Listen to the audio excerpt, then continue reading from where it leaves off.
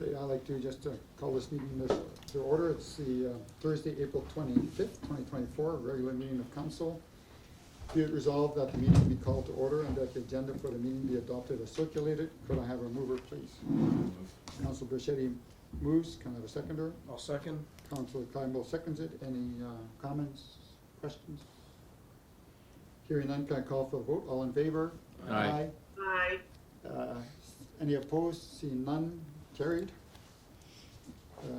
Go down to number 3, addendum to the agenda. I'd like to add 8.3, West St. Paul's Trails Committee. Does anyone, is everyone in agreement with it? Yep. Yep, okay. Yes. Be it resolved that, Oh, go ahead. I think there's another item for addendum. Which one? It's in Councilor camera. Bichetti, do you have an item for addendum? Yeah, it's in camera. There's I saw that today in camera there. That's why I didn't bring that up as we were talking about. It's already in camera? Yeah, yes. Okay. Go ahead, sorry. That's right. I'll move it. Okay. Be it resolved that the council accept the following additions, deletions, and changes to the agenda, which is the addition of 8.3, West St. Paul Trails Committee. Could I have a mover, please? I'll move. Councilor Clyburn moves. Can I have a seconder, please? I'll second. Seconded. So we're also gonna just rearrange the order of the agenda, and we're gonna have the delegation appear first. So it's 8.1. We have the RCMP here, so we'll let them proceed. You have to call the question on the previous item.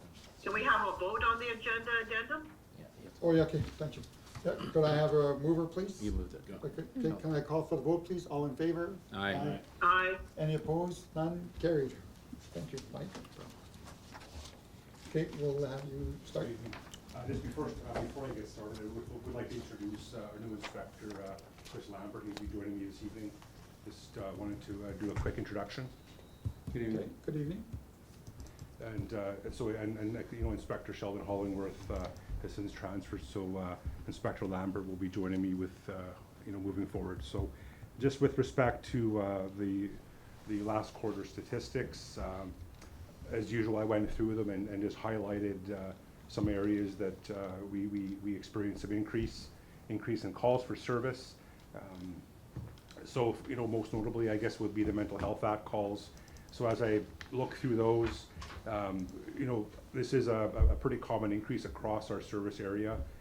We can say over the past number of years, there has been a considerable increase in these type of calls for service. Unfortunately, you know, threats of suicide, individuals in distress, you know, some sort of a mental health crisis, which leads to a call for service. Quite often, this will accompany, you know, healthcare as well, ambulance, perhaps a trip to the hospital to be assessed. And so again, that area, they went up from 4 to 12 calls for service. The next one I focused in on were the increase in assaults.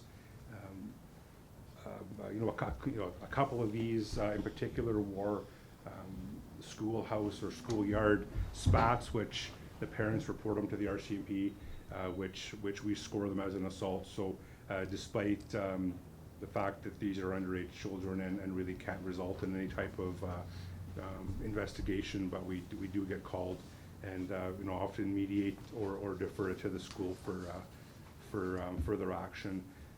You know, as the population of the area increases, we do see an increase in domestic violence incidents, which again are reported as an assault. So, and then there was one also that came from a care home in the area, just 2 elderly individuals. So those numbers, nothing of any significance, but certainly an increase in the numbers there. So moving along, theft of property under $5,000 went up a little bit, and I think I referred to this last time. We saw, you know, continue to see packages being stolen from doorsteps of you know, a number of different residents in the area. There was some tools stolen from a construction site. The SO did see a couple of thefts, one a theft of gas and a theft of scratch tickets. So Nothing of major significance there. Still seeing a fairly steady,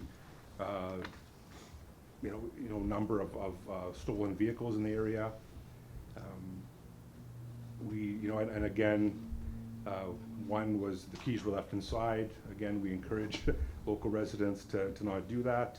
And we also are experiencing this in a number of different areas, but repair shops are being focused or targeted where keys are being left on the counter. They wait for somebody to step away from the counter briefly. We'll walk in, take the keys, walk outside, push the panic alarm, see what lights flash, jump in the vehicle, and they're gone. So again, with the anti-theft devices in vehicles, individuals have to be a little more creative. So we're seeing that as well. So just recently, we had a theft of a vehicle in the area that was left running in the driveway. It was an incident that was a little dynamic at one point, where the vehicle that was involved in the theft of this Porsche actually was later located, and it was located via the set of AirPods, if you can believe it. So the owner of the vehicle came to realize that they had left a set of AirPods inside. These AirPods were pinging to a location in Winnipeg. So Winnipeg City was able to go and arrest the individuals involved. So again, technology is can be at our advantage at times as well. So Just a quick question on that one, Sure. because that one was fairly visible in the community. I'm guessing the keys were in, because everybody's questioning how that vehicle yeah, was. when I read the file, it was the individual had started the vehicle, went inside to, I think, to get the kids or get something, and it was taken. So whether they were being targeted or just an opportunity that had popped up, but yeah, and then they were in Portage for Selkirk for a brief time, and then the vehicle was I don't believe it's been recovered, or I'm not quite sure if it's been recovered, but the vehicle that was involved in the theft of the Porsche was recovered. So again, the areas are being targeted, and we just encourage local residents to just be vigilant and do what they can to prevent this stuff from happening. So moving Can I along. ask a question? Sure. Yes. Did you say they had air tags in that vehicle? The AirPods. Like I wasn't What's the- aware that like The difference headphones, between an AirPod and the AirTag? like AirPod, like the headphones, the wireless headphones. Earphones. Oh, okay. Yeah, I wasn't aware of this. I just reviewed this last night, and I wasn't aware that you could track your wireless headphones. But yeah, so Wow. it was a pair of That's AirPods. amazing. Yeah, so but again, that was some great assistance and work with the Winnipeg Police. And moving along, suspicious vehicles and persons. This isn't a bad number to see go up. As I think I've mentioned before, this is people calling in when they see something that isn't quite right. So we like to see that.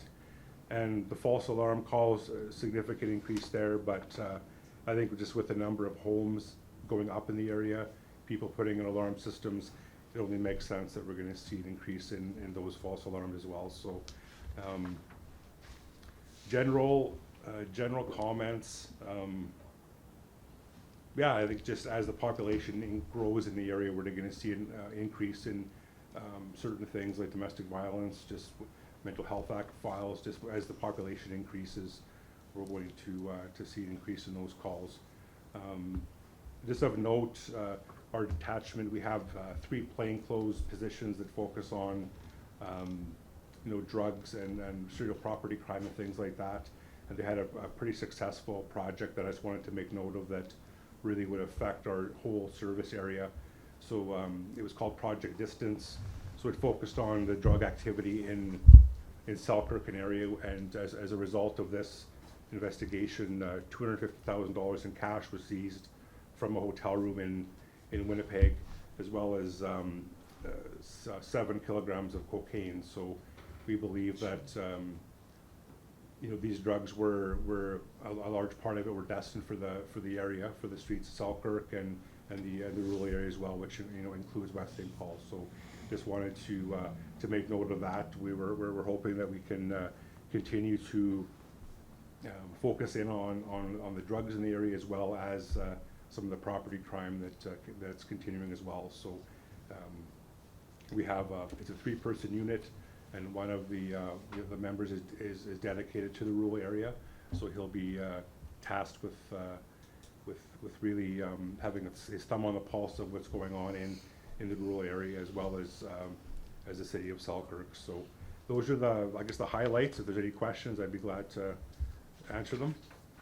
Council, have any questions? Go ahead, Councilor Bichetti. Thanks for that report, and thanks for it's good to hear the drugs were taken off the road, the streets there, and I'm gonna just touch base on break and enter businesses, and just wondering if there's been some targeted businesses, as you're aware, in West St. Paul. One of them that, I don't wanna use any names, but one is on the fringe of West St. Paul, city of Winnipeg, and I've been in contact with the owner of that business, and they feel like because they're on that, right at the edge of West St. Paul, edge of the city, that they're not being forgotten about, but it's they drive by, stuff happened there, and they actually had a picture of someone breaking in and a police car went by at the same time. It Okay. just happened to come out of the video like that. Now, I don't know if it was a city police, you couldn't see it clear enough. Okay. I'm just wondering if it's in any way, I have a business on Main Street in West St. Paul also, so like I'm asking, we were hit last November too, so, and continuously hit after that. If you could do, instead of just right down Main, like pulling into these businesses that are, consistently getting hit Okay. throughout the night, and it's been the same person, cause we see them all on videos, coming in with his bike and his backpack on. Okay. From the border of West St. Paul right to the Rivercrest Hotel, it's continually happening, so. Yeah, I can definitely, share that with the membership and ensure that we have like patrols that go off of Main Street and focus in on some of the businesses and get into the lots and behind the buildings, and rather than simply just up and down Main Street. And I'm saying Main Street, just, that's the area Yeah. I hear more about, other counselors might have, like, but you'll have more of a understanding of where the area is that, it's consistently happening, so. Yeah, we can look at the hot spots as to where these are happening and focus some patrols, and yeah, I'll dig into that a little bit and see what we can come up with, some initiatives or some focused enforcement. Okay, thank you. Yes. Anyone else? Councilor Beck again? Yeah, welcome Inspector Lambert, welcome to the RM and your first delegation here. Sergeant, I'm wondering, this is really good metrics, by the way. I'm wondering, do you guys have the ability to map crimes of property of where they're occurring in West St. Paul, like geographically? Not specific addresses, but just kind of like, I'm interested to see what the trends are geographically within Sure. West St. Paul. Yeah, it would take a little bit of doing, but we could organize that. It would be too, I don't think, labors to do it now. Super. You looking at hotspots? Yeah, Like I just want to see. I just want to see if it's moving around, or it'd just be nice to see it. I mean, this is good information, but Yep. another layer would be helpful. Yeah.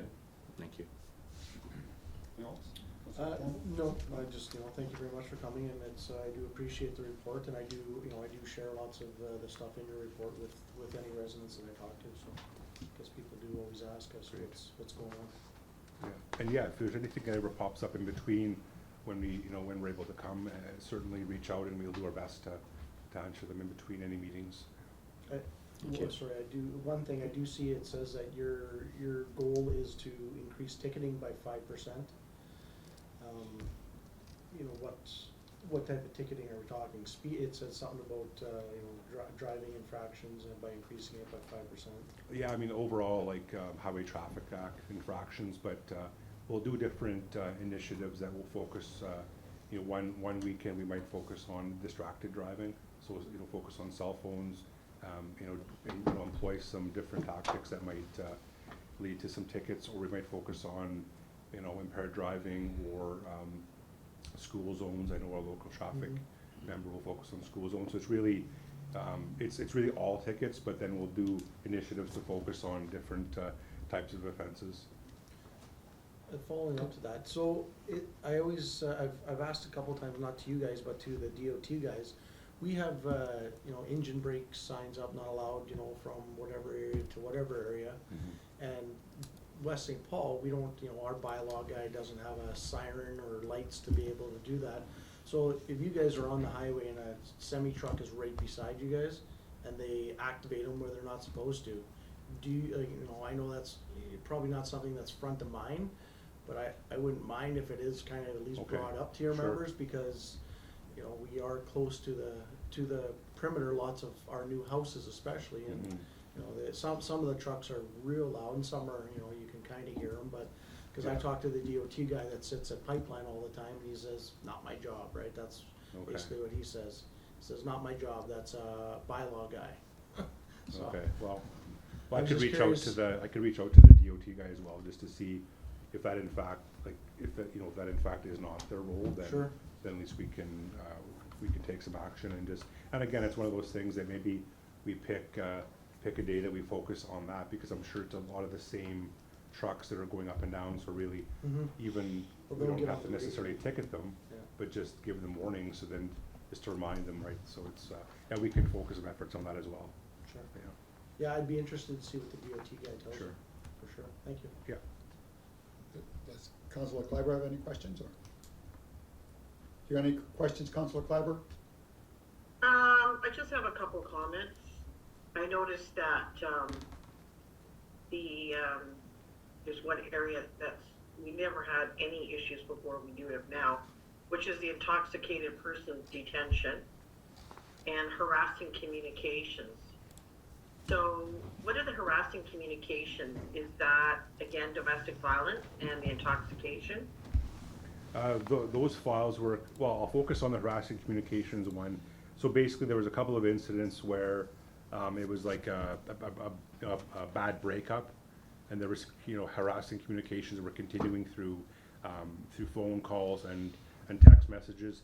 No charges were laid, but again, it was just more of an awareness and warning that was taking place through this incidents. And then the Intoxicated Person Detention Act, I kind of explained, I never looked into why this wasn't being captured.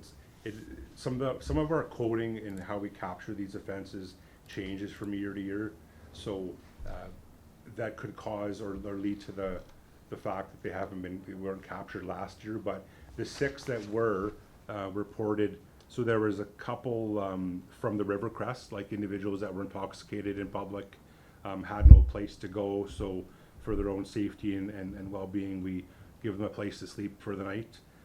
There was a couple that were along the roadway, so people that had called in, there was somebody on the highway, we attend to learn that they're intoxicated, and we're not comfortable with leaving them out there by themselves. So we always try to find a place for them to stay, but if not, then we'll give them a place to make sure that they're safe for the night. So that's the majority of the, yeah, and there was a social at the Sonova that somebody was arrested in the parking lot there. Somebody left the house party intoxicated and was found walking down the road. So that's what led to those calls. So Okay, thank you very Yeah. much. Anyone else, any questions? So I see on your report that you're supposed to have like 62, and you've got 9 vacancies. I know that you had some vacancies, but I guess what's the progress on filling those vacancies? So we have seen a few people come in as of late. So we had 4 new members since April 1st arrive at the detachment, and so we currently are carrying 6 vacancies, 6 hard vacancies. So those are positions that are vacant.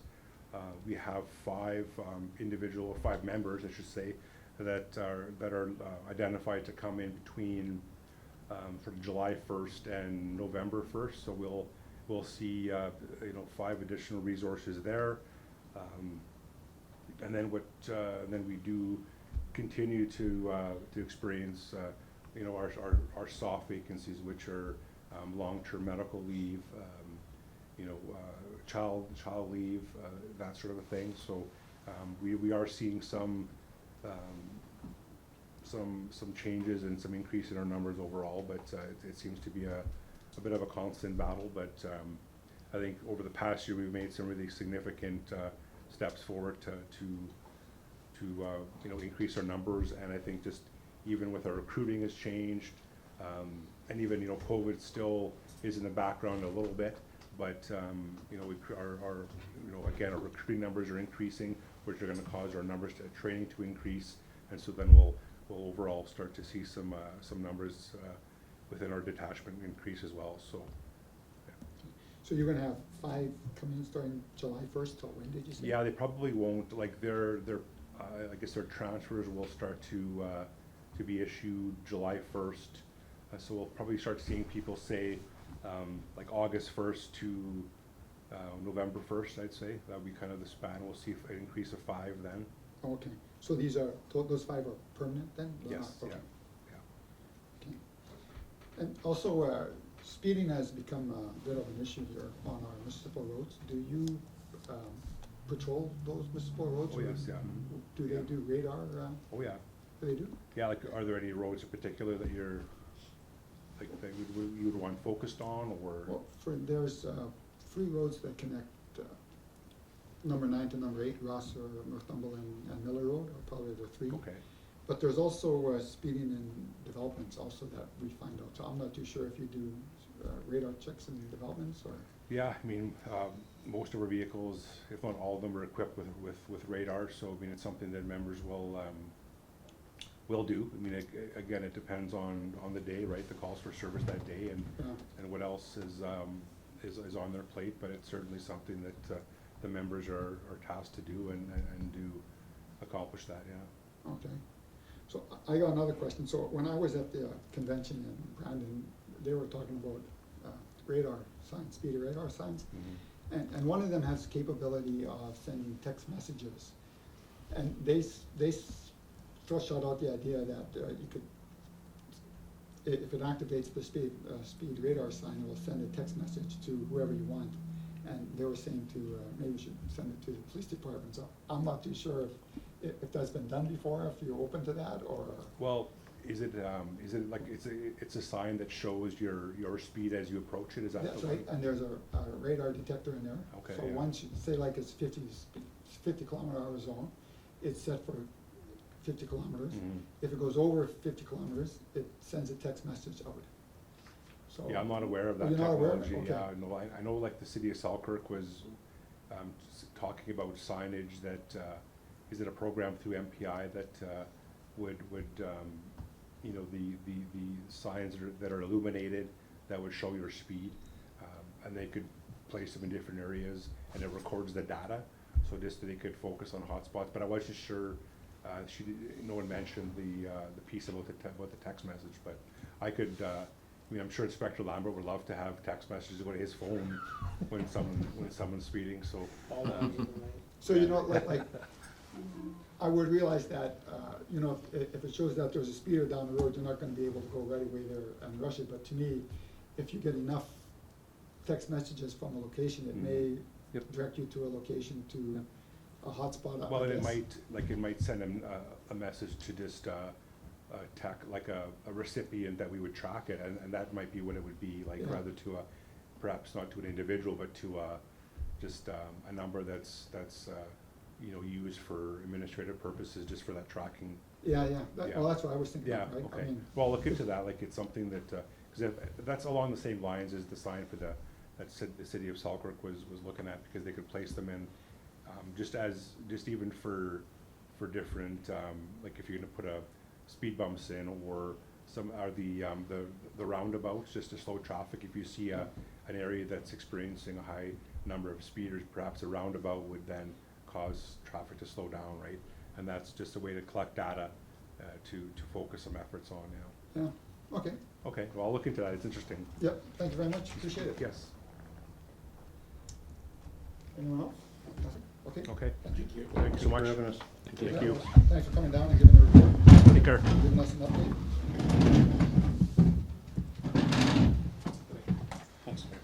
So there's, someone I think out in the hallway that wants. Yeah, Yeah, I'm just gonna go check. they're scared to come in for some reason, so I'll wait for them.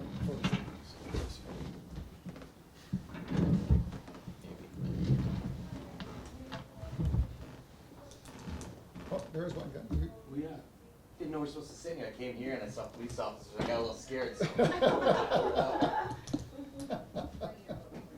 don't have drug sniffing dogs. So next, oh, okay. Is Lydia here? Are you? Hello, I am. Oh, you're here. You're just in time. Come on. Perfect. We didn't know if we could come in Oh, and. yeah. No. So who's doing the speaking? Yeah. All three of us. Okay, so I guess, you guys can all. Third chair there. Yeah. Thanks. You might as well come in. Or you're gonna come in at We'll 11? flip out then. Okay, as long as you keep it separate, because you gotta say your name and address when you come forward, so, okay, good, okay. So by all means, start with your name and address, same with you two at the same time. Okay, go ahead. Lydia Thomas, Okay. the address where I live, No. Your the address that school we're address. representing, Yeah. 745 Capitalist Drive. Okay, And I'm Jonathan Schrader, 745 Capitalist. okay. Okay, why don't you start? Hey, I'm the operations administrator at Gateway North, and the heart of Gateway North when we started thinking about moving into West St. Paul was not to just be part, like to be living in West St. Paul, to have a school and a church in West St. Paul, but to become part of the community, to be fully integrated, to get to know our neighbors, to partner with local businesses. And since moving in September, we've been able to host a number of different events or help with different events in the community. On Canada Day, we had a group of people from the church who were able to run the carnival games at the celebration at the Access Center. We hosted a fall kickoff in September where we had over 1,000 people come and enjoy hot dogs and bouncy castles and dunk tanks. We were also able to partner with a lot of local businesses to make that event possible, either with donations or different activities that they hosted. And then recently at Easter, we hosted an Easter egg hunt and a free pancake breakfast for the community. So we had over 200 students register for the Easter egg hunt. And when we purchased the property, we had a group of people that sat around a table and began dreaming about how we could use the property to benefit the community and to bless the community. And so if you flip to the second page in your book, what's on screen is the final phase project for the north 8 acres of our property. And so to just kind of talk you through our dream here is we have a full regulation size soccer field going in. On the west side, we have community gardens where people from the community will be able to rent a plot and be able to grow vegetables and flowers. We spoke to someone at the Access Center who said that they had a lack of youth-size soccer fields, so we're building a youth-size soccer field on the east side here to accommodate that for West St. Paul. We're putting in a nature playscape with swings and slides and climbing tunnels. We have a traditional play structure going in, basketball court, pickleball courts, walking paths, educational gardens with different types of Manitoba plants for people to learn. And our property is accessible from 3 different points into the community. And so while they were building this dream, part of the hope was that we would be able to use this to be able to benefit the community. Yes, we have 400 students in the school, but in the evenings and on weekends and during the summers, we wanted to create a space that would help to facilitate community and for people to enjoy picnics or throwing around a frisbee, getting to know their neighbors while their kids played, and to be able to facilitate that for people in the community. We actually begin construction on the nature playground in a couple of weeks. And so Jonathan's going to talk you through our plans for 2024 and what we'd like to accomplish before that.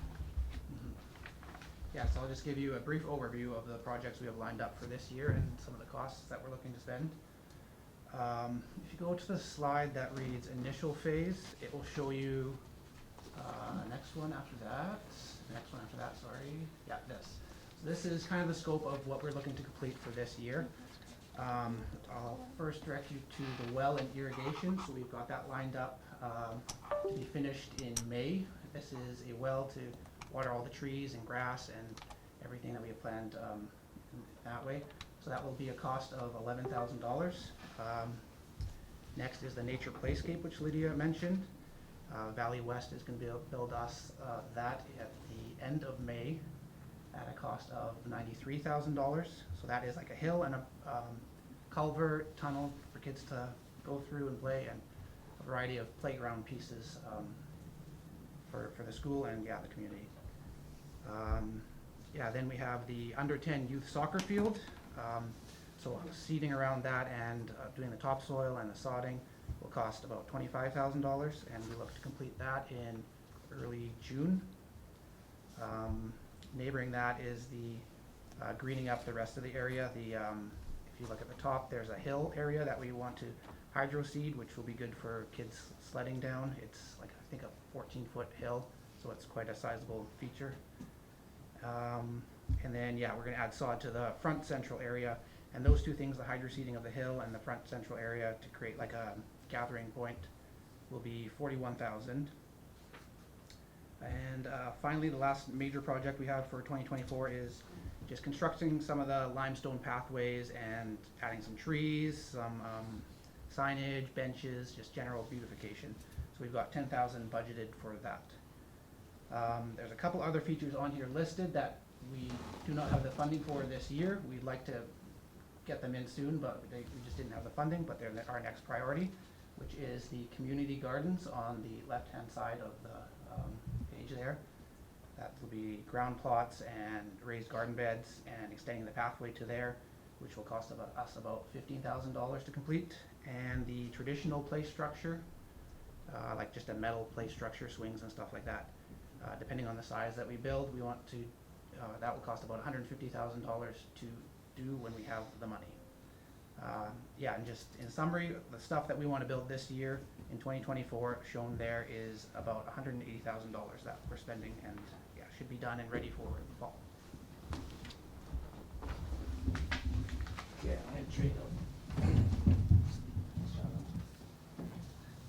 Hi, my name is Joel Neufeld. You see the address. 745 Capitalist Drive. Thanks. As you guys can imagine, as we work this, I kind of got drawn the short straw, which is to tell you about money. We're really excited about this project. You can see, I think it shows really well. I think it's gonna be a really great space for the community. And we've been starting to partner with a number of businesses. We've gotten a couple grants now. I think that both of them are provincial, and our community. So some of the pricing and quotes that you got there from Jonathan, those are numbers, but that also, they're lower because we've got a lot of our community members buying into that sodding and helping with structure and putting in the structure for the nature playscapes, etc. So we went through that list and we're thinking, we got community, we got people, but we were missing someone, and we thought, well, we should at least invite the RM to at least want to be a partner with us, because I think you guys have a really good vision for what's going on in this area. And if we don't invite you into thinking about what it could be today and in the future, so we don't see this as just a one-time come here and chat with you about it, but if there's things that you see that we can be involved in this community, for both the facility we're offering as well as programming and other things, we want that to be a really open communication between all of us. So with that said, we also wanted to ask you guys to consider participating with us from a funding standpoint. And we all sat at a meeting and thought, I don't really know what to ask them. I think you guys probably have a lot of money. Not sure. A few smiles, but not so many. I don't know. No, but no, we realize that. But the whole entire project we're estimating will probably cost about $1 million by the time we're done with everything here. So we know it's a heavy investment in things. So we wanted to leave some room for you guys to review and have some questions for us, or maybe even just an ongoing conversation of what this looks like today or in the future, and how we can work together. Council, have any questions? Go ahead, Councilor Campbell. I'll make a comment, right? It's great that you guys are in a community. I'm sure you have lots of members that are from West St. Paul, and if you haven't, they probably, maybe some people have started coming there.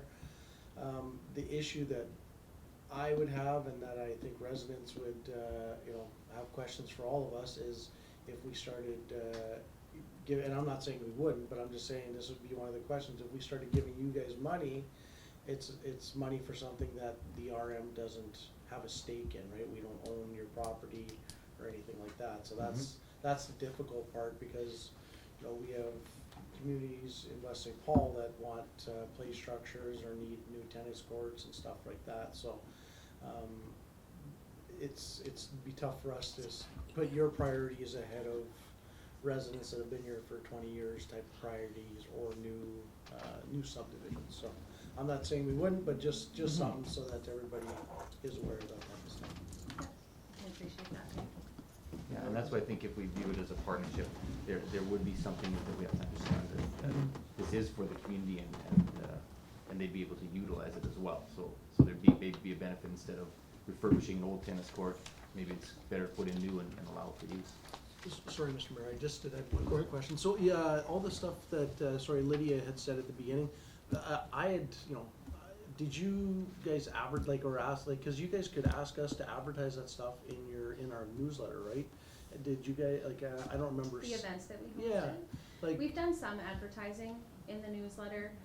We also did a social media blast for that, and our congregation did go door to door in the neighborhoods. So we didn't do a full advertising of those events, just Yeah, but that's. for those, but yeah, it definitely something that we would utilize in the future. Some of the stuff we could do for you for free, right? Like, we Yeah. have our email blast that goes out to, 2,000 residents or something like that, I think, right?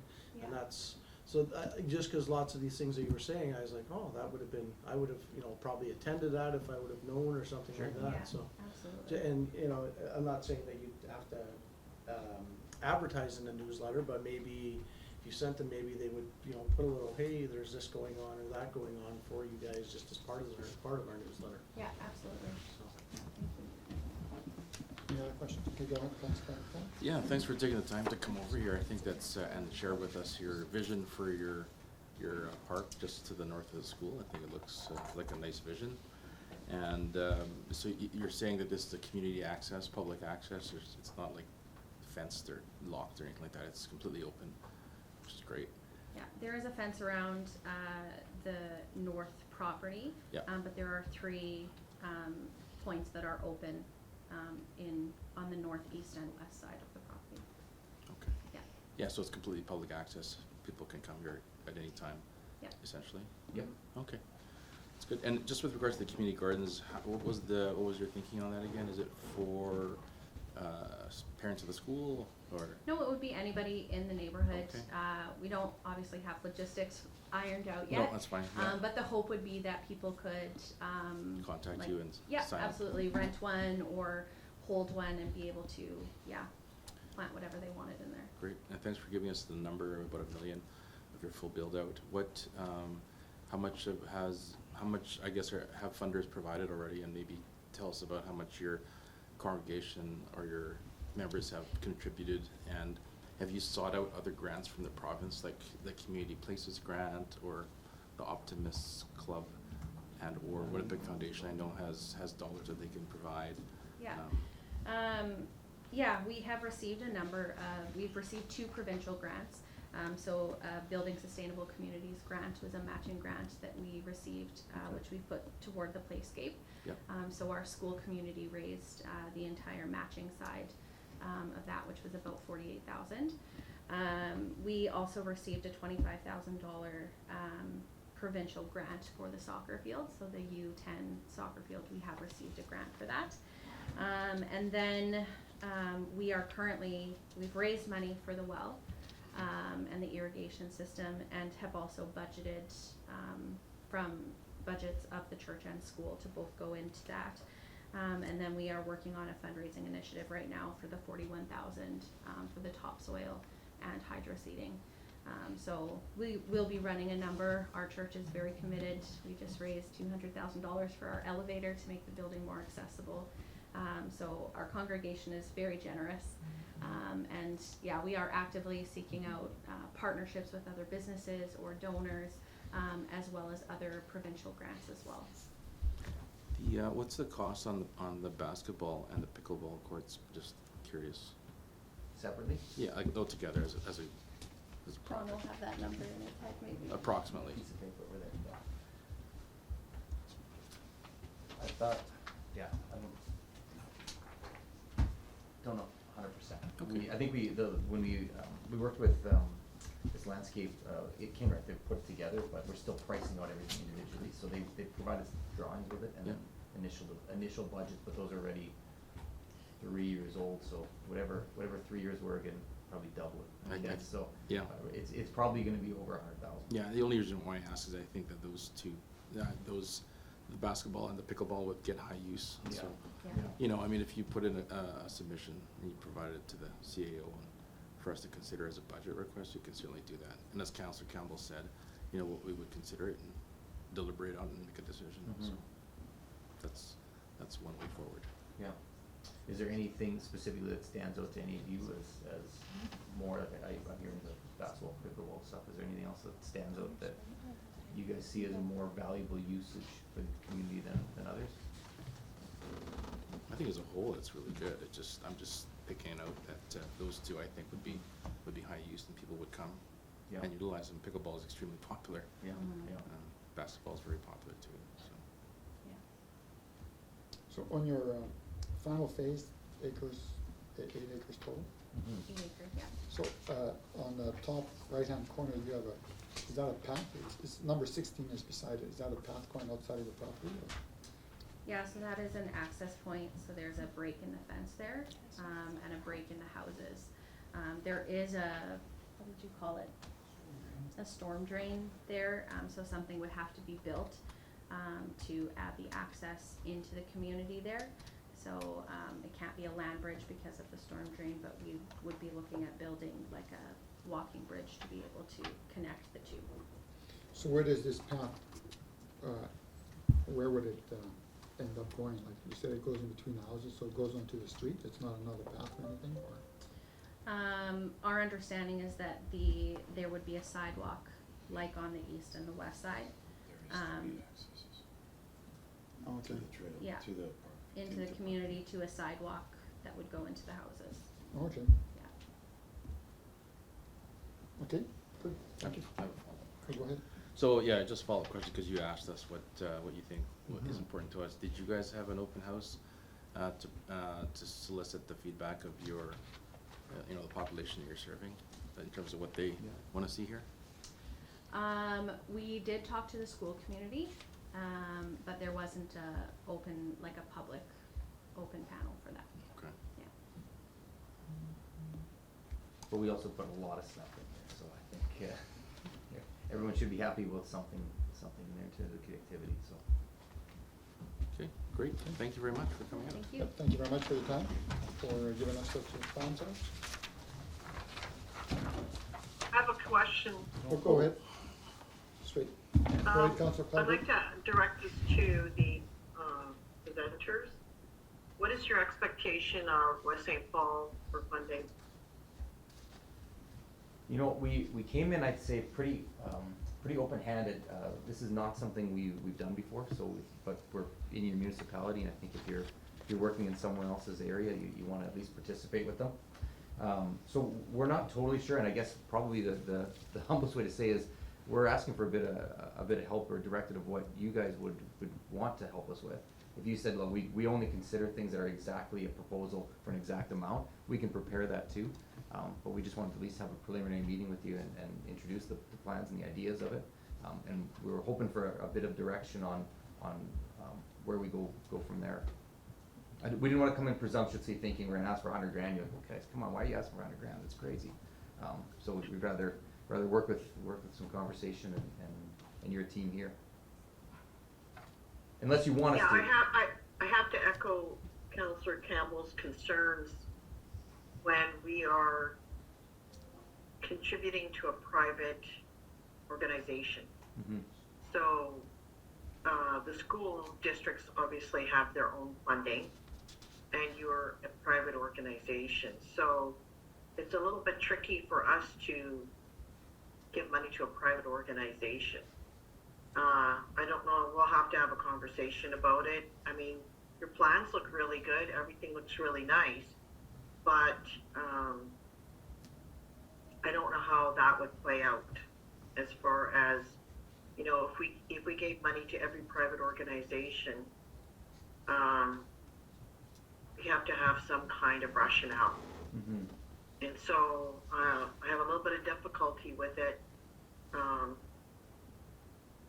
as far as the funding goes. But, it looks very, very nice. Thanks, yeah.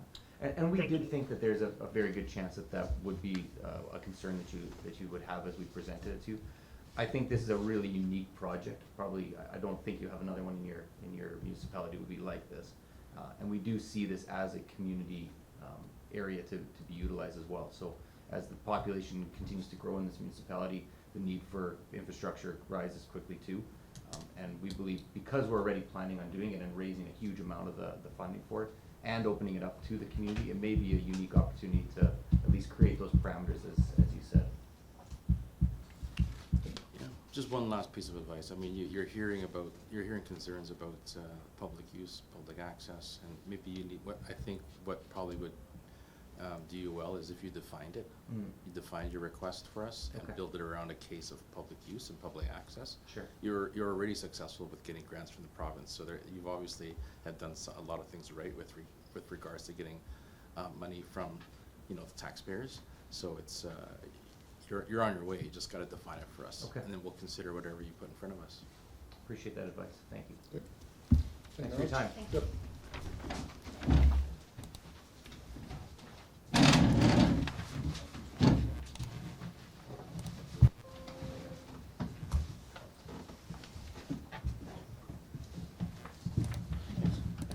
Okay, so it's 8.3, Western Falls Trails Committee.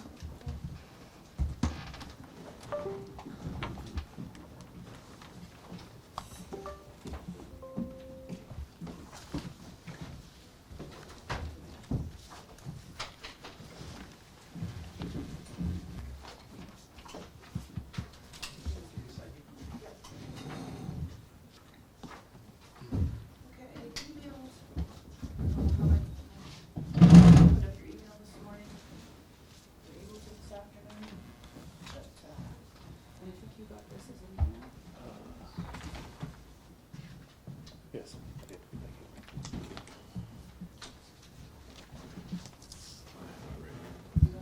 Yeah, I got my email. Yeah.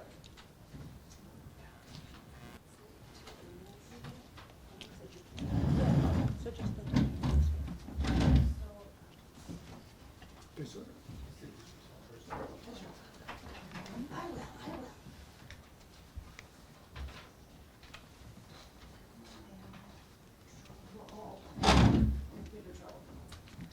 Okay, I'm Deanna Routley.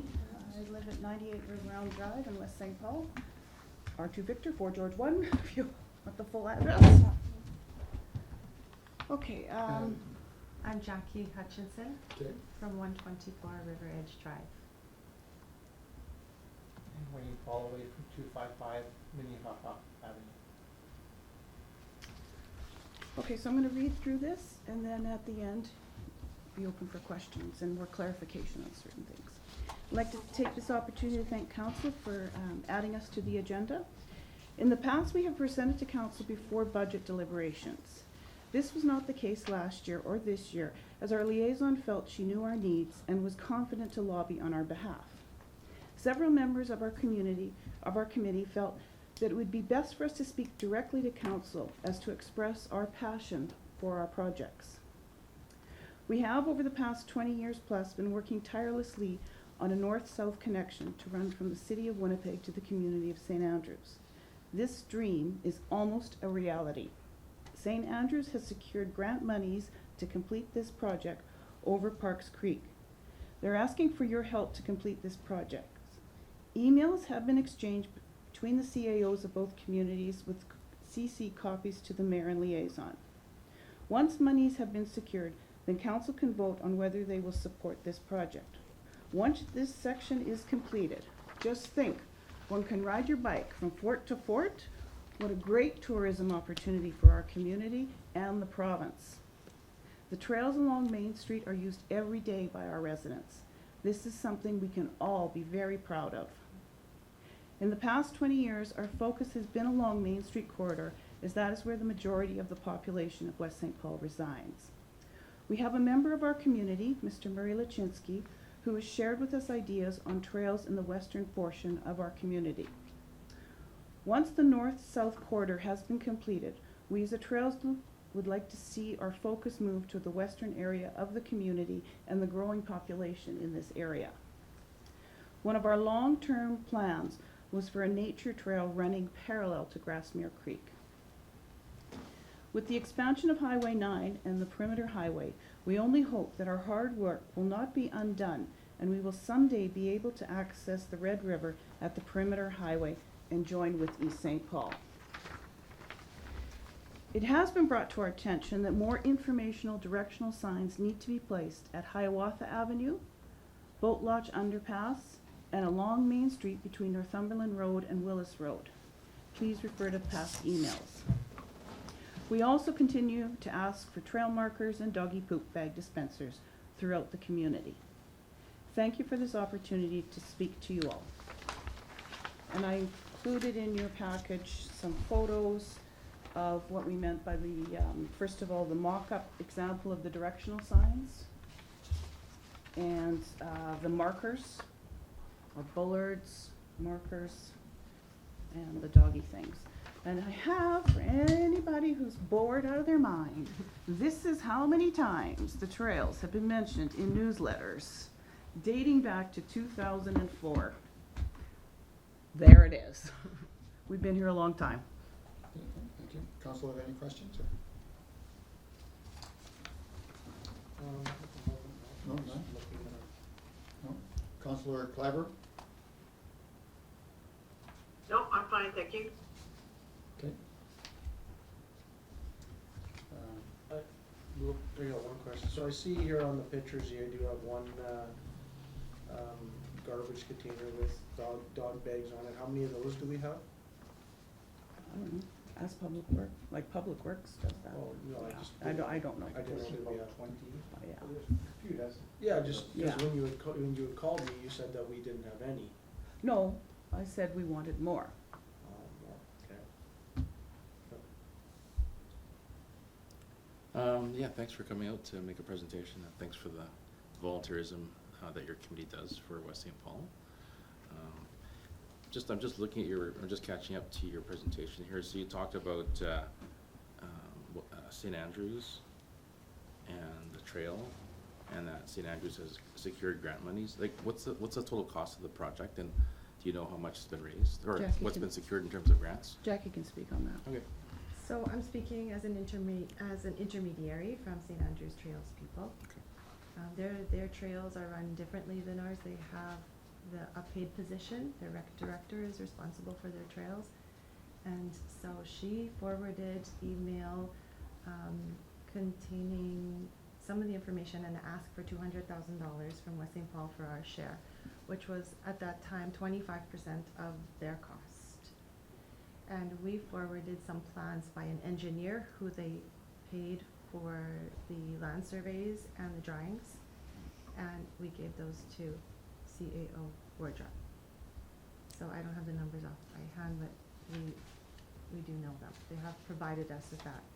And then since we met with them before Christmas, they had those numbers. They had requested more tenders came in from builders with different plans and obtained more grant money, which brought our costs down significantly to $150,000. So a $50,000 savings from their last ask of us. So what's the total cost of the project to complete this connection? If that is 25%, then I'm thinking they're coming in around 700,000. Okay.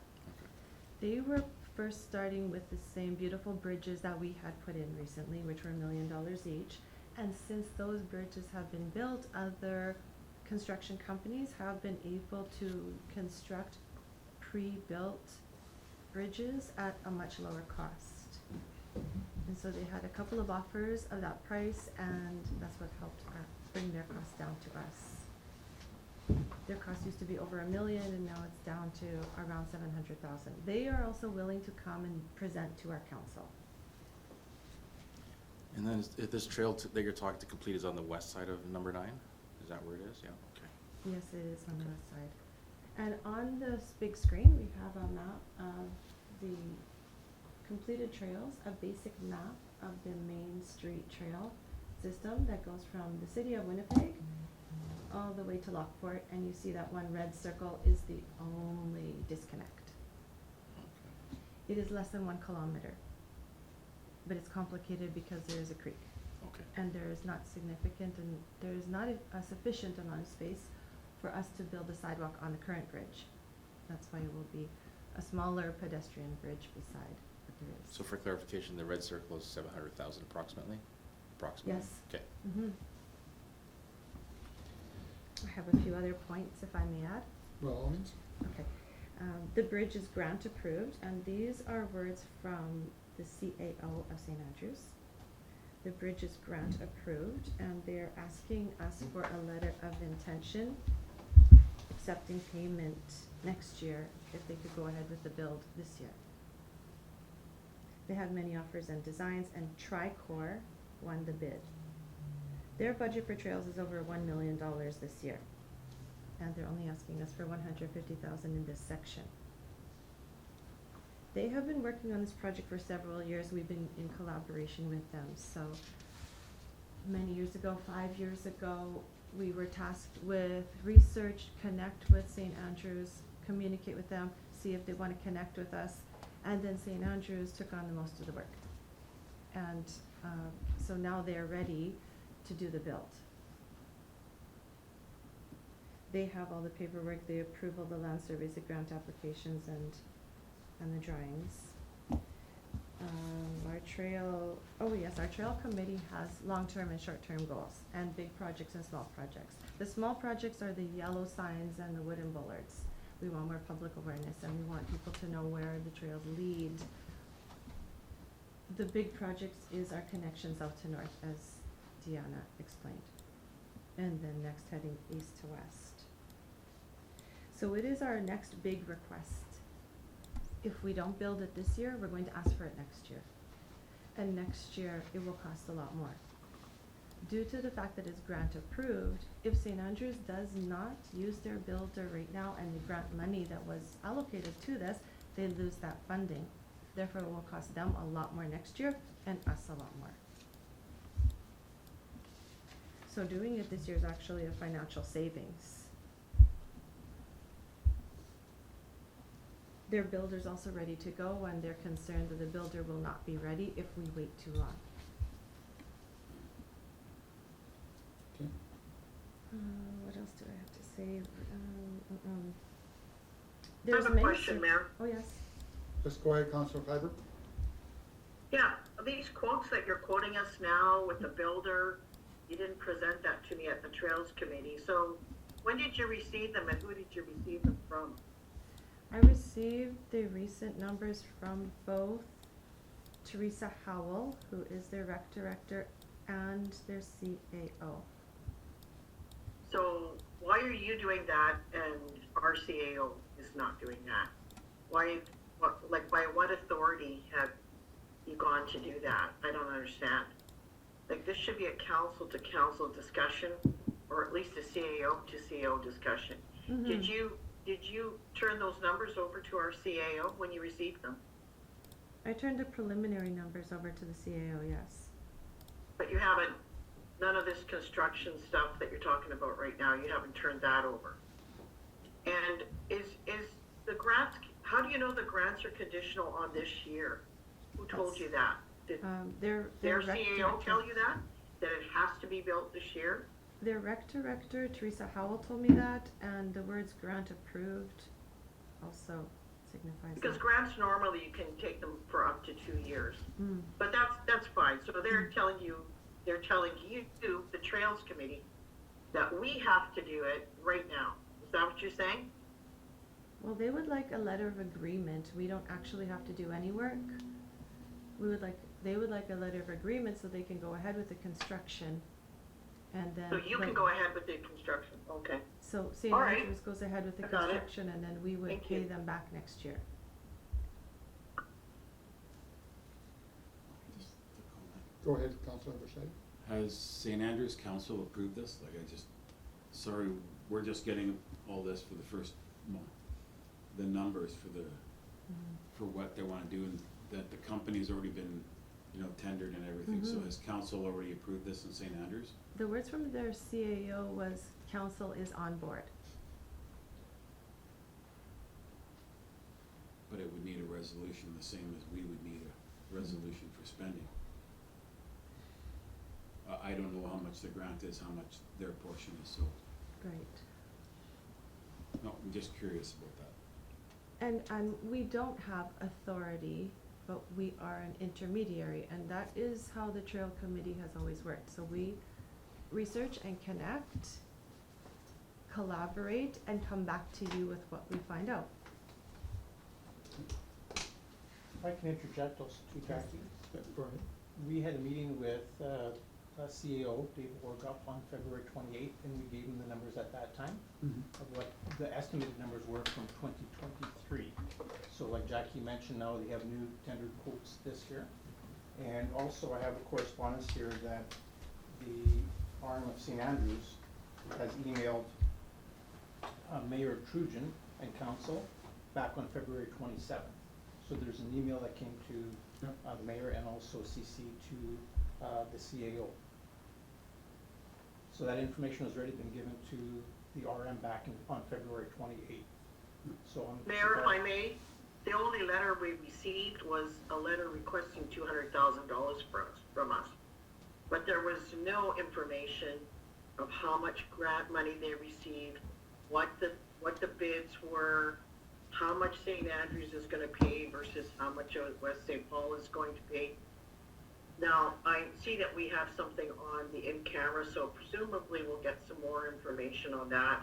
But that original letter was from the recreation director, and I don't know how much authority the recreation director has, but this is something that should be at least communicated officially from council to council, as we are the decision makers, and I haven't seen anything other than this. They wanted $200,000, and now suddenly the Trails Committee told me at the last meeting, now it's bumped down to $150,000, and I have no explanation for that either. So I'm hoping that in camera we can hear some of the explanations of these numbers that are floating around.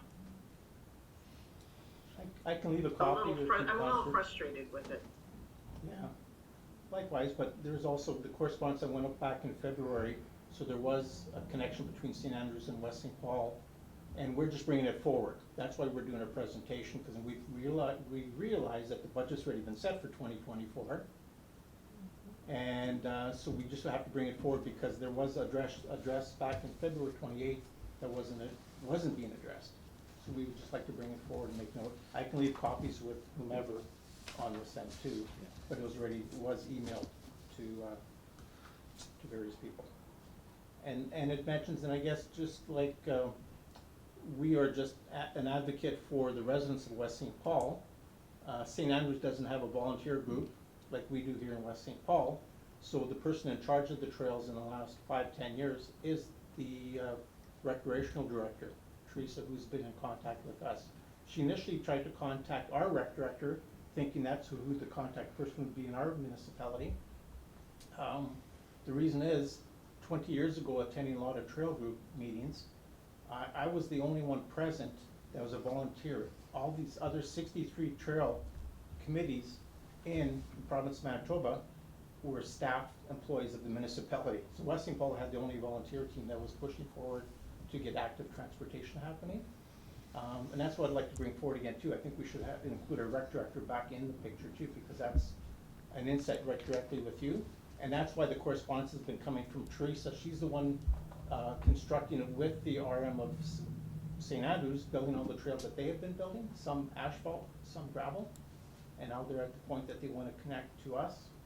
So that's why they're asking for that little bit of contribution, $150,000 a little bit, but just to get that bridge built, so then we have that connection there. Go ahead. Okay. There's also one more map that I sent to Pam, if you could load the Trans-Canada Trail map. This is a picture of the Trans-Canada Trail, and you see currently in green, in the middle, in the very middle, that's a detour around West St. Paul. So the famous, amazing Trans-Canada Trail literally detours West St. Paul and is that close to us that they have gone through East St. Paul to, and then reconnected back at Lockport in the northern yellow section. Their green and yellow means paved or not paved in their legend.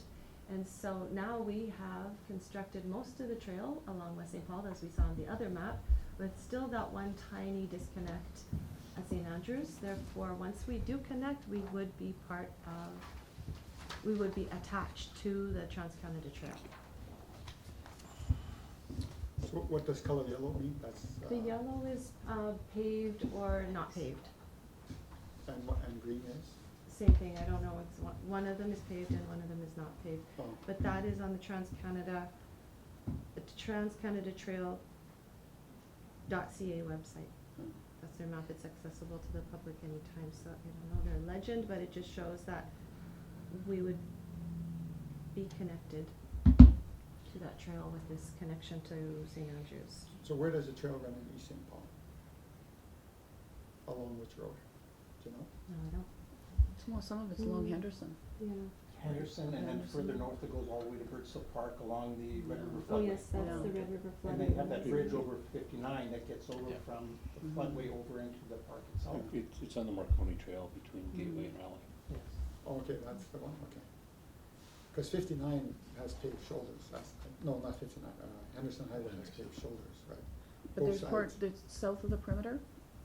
No, So- north. Yeah, but south of the perimeter, it's a walking gravel trail. The trail, and I Wait, think the green is. From Foxdale to the perimeter highway on Henderson is a Okay. gravel trail. Yeah, the green, I'm looking, I'm zooming in, the green is not paved. Oh, it is, okay. So can you just give us some history? So one of the things is that, why was You the want trails history?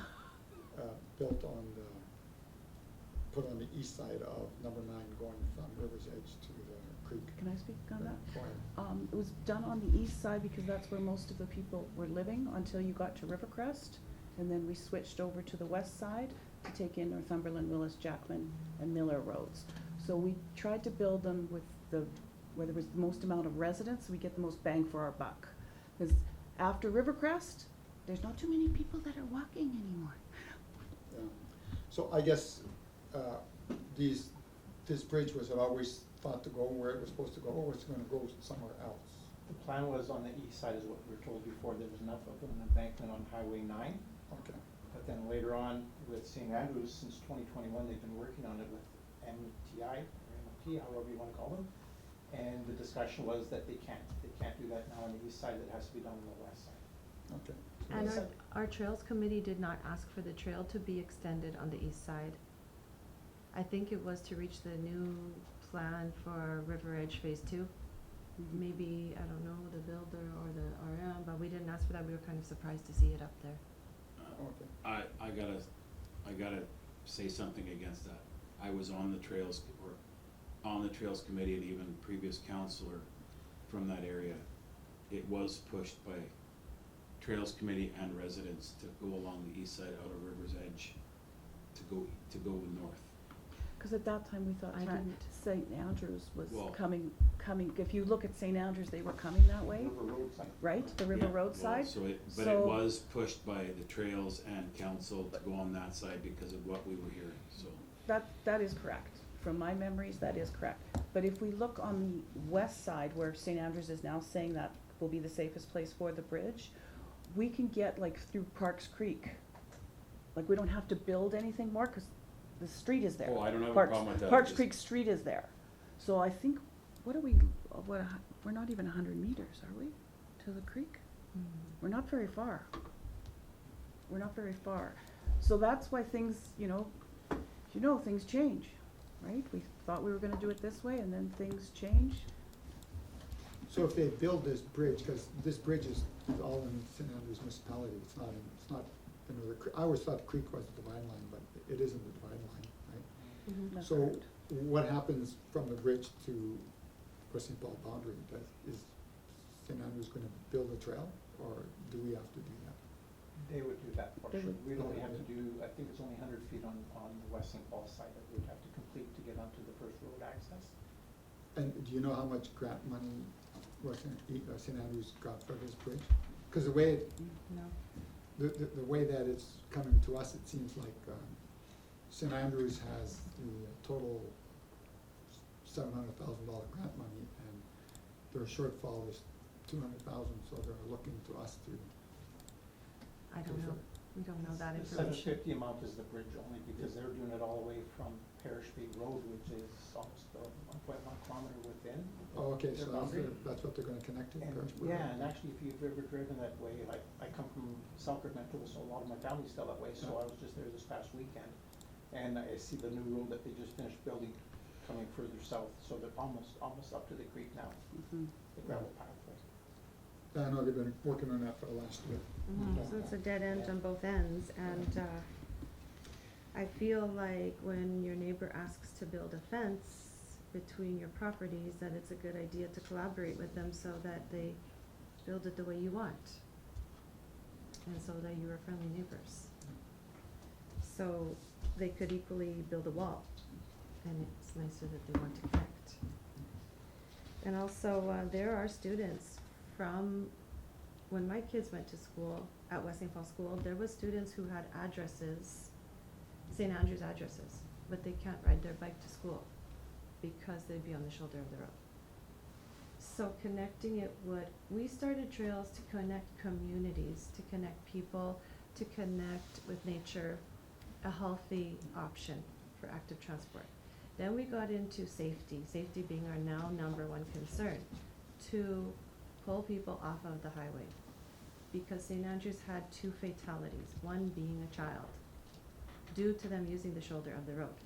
So now they are really rushing to finish their north-south along Main Street trail. And I feel we have the similar responsibility. When Trails at West St. Paul came in, people told me that you could get under the perimeter highway. I was surprised. I had been a resident here for a long time, I was surprised. Then we are the ones who orchestrated the trail to pull people off of, they were riding their bikes over the 4-leaf clover. So that's another big project. It was much more costly than this, I would think. And I'm not one to quote because I don't have authority. I'm not in every conversation, just bringing forward the information. And we met with MI and the city of Winnipeg, connected to the boat launch, connected to the trails of West St. Paul community, went under the bridge for a beautiful, safe trail. We asked for lights for added safety at night. We asked for the mural so that it would change the feeling of that neighborhood, because before that, kids were using it for not so good things in the night. So we have focus on safety now. Okay, anyone else have any Can questions? I add additional note on that too, that we mentioned about, Deanna said the comment about Fort to Fort, getting from lower Fort Garry to upper Fort Garry. Another thing too is, we talked about the Great Trail. There's also funds that would be available in the future if we were, and we've already been in discussion with them, and they said, yeah, we build it, then come to us again, we can include you on the map. So it'd be nice to have West St. Paul included on a nationwide map system. Yeah. And then funds available too, from the Great Trail, Great Canadian Trail. Oh, we can wait, and we can apply for more grant money.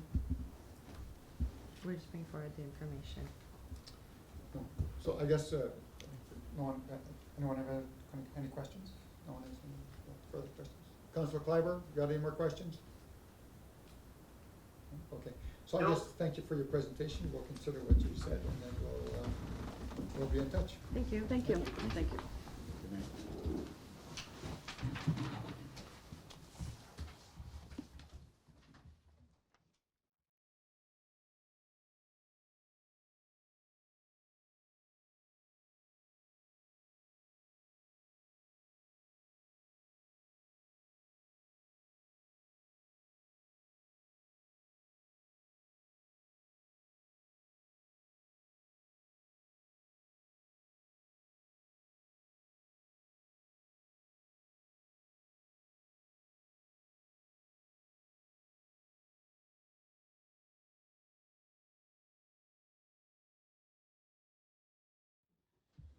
So that finishes with our delegation, so we'll start up from the top of the agenda. We'll go down to 6.1, resolution conditional use 1023.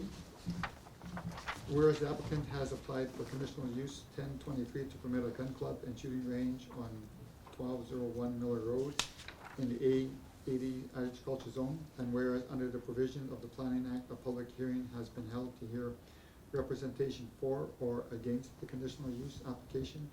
Now therefore it be resolved that the rural municipality of West St. Paul approve the conditional use 1023 under the following conditions. This conditional use approval is limited to what is proposed in this application. Any changes in use or additions will require a new conditional use application. Applicant owner obtain all required permits from Red River Planning District, the municipality, and highways if required. Applicant owner submits a drainage grading plan prepared by a qualified engineer to the RM of West St. Paul. The gun caliber on the westernmost range is limited to .338 or less. The easternmost range is limited to handgun and skeet shooting at all times. Outdoor range weekday hours for members are limited to 10 a.m. to 7 p.m. or dusk, whichever comes sooner. Outdoor range weekend hours for members are limited to 10 a.m. to 3 p.m. Rental hours on the westernmost range is limited to 10 a.m. to 4 p.m. No shooting on outdoor ranges during the week between 12 p.m. and 1 p.m. Berm height on the west, north, and east side of the westernmost range is to be increased to 5 meters. Copies of all environmental soil and groundwater monitoring reports are to be provided to the municipality. Shooting sound level measured at the property boundary are to be 75 decibels or less. Measurements are to be taken by a technician at a location, date, and time agreeable to the municipality. If levels are measured above that, then baffles are to be installed to reduce sound levels. Special events hosted at this property are to comply with the conditions listed herein, and or must receive a resolution of approval from the West St. Paul Council prior to the special event occurring. The approval of conditional use will expire and cease to have any effect if it is not acted upon within 12 months of the date of the decision. A board, council, or planning commission may extend the deadline under subsection 110/1 for an additional period not longer than 12 months if an application is received before the initial deadline, or for a second period of no more than 12 months if an applicant is received before the expiry of the first extension. Could I have a mover, Mayor, please? may we do an amendment on 13 instead of or must receive a resolution of approval for a special event, that it would be and must receive a resolution for a special event? Because sometimes these special events are huge, and we would want to know if a big special event is taking place. A lot of the other RMs do that. St. Clements does it. I believe St. Andrews does it as well. That if any special events take place, that it has to come to council for approval. So you want, what is it that you want? You want or and, or you want the or taken out? No, or to be removed and to be added. Yeah. So, it says special events hosted at this party are this property are to comply with the conditions listed herein and must receive a resolution of approval from West St. Paul Council prior to the special event occurring. That way council knows when anything that is bigger than normal is happening, and we can give approval or not approval on it. Okay, guys, all right with that? Everyone? Yep. Okay, so then we'll just change it to, I'll read it over again. Special events hosted at this property are to comply with the conditions listed herein and must receive a resolution of approval from the West St. Paul Council prior to the special event occurring. Okay, could I have a mover, please? Also move. Okay, Councilor Kai removed. Can I second her, please? I'll second it. Councilor Pacan seconds it. Any comments, questions? Hearing none, can I call for the vote? All in favor? Aye. Aye. Any opposed? Hearing none, carried. Okay, we go down now to 6.2, reason for refusal of subdivision, S 24-3043, River Springs Grove Extension. Whereas an application was made to subdivide the subject land located at 10041 Main Street, 376 Irene Road, unaddressed properties on Irene Road, identified as rules 54451 and 54584, 30 Deer Meadow Run, and unaddressed property on Deer Meadow Run, identified as rule 54408, and an unaddressed property located on Masters Avenue, identified as rule 54710 into 68 single-family residential lots, a multi-family site, new public roads, public reserves, and park space. And whereas council considered the application on April 11th, 2024, and refused it under section 123B/1 and 2 of the Planning Act for the following reason: application does not conform to the zoning bylaw. Application does not conform to the Middle Church secondary plan, specifically as it relates to section 4.2.1.1 that states developments will generally respect the existing development densities of approximately two lots per gross acre in the Red River Emerging North Neighborhood Residential Area. Could I have a mover, please? So moved, Mr. Mayor. Councillor Patcan moves. Can I have a seconder, please? I'll second. Councillor Kleiber seconds it. Any comments, questions? Hearing none, can I call for the vote? All in favor? Aye. Aye. Any opposed? Hearing none, carried. Now we go down to 7.1, regular planning meeting of April 11th. Be it resolved that the minutes of the regular planning meeting of council held on April 11th, 2024 be approved. Could I have a mover, please? I'll move. Councilor Bichetti moves. Can I have a seconder, please? Second. Councilor Campbell seconds. Any comments, questions? Hearing none, can I call for the vote? All in favor? Aye. Any opposed? Aye. Any opposed? None, carried. Okay, special meeting of April 16th.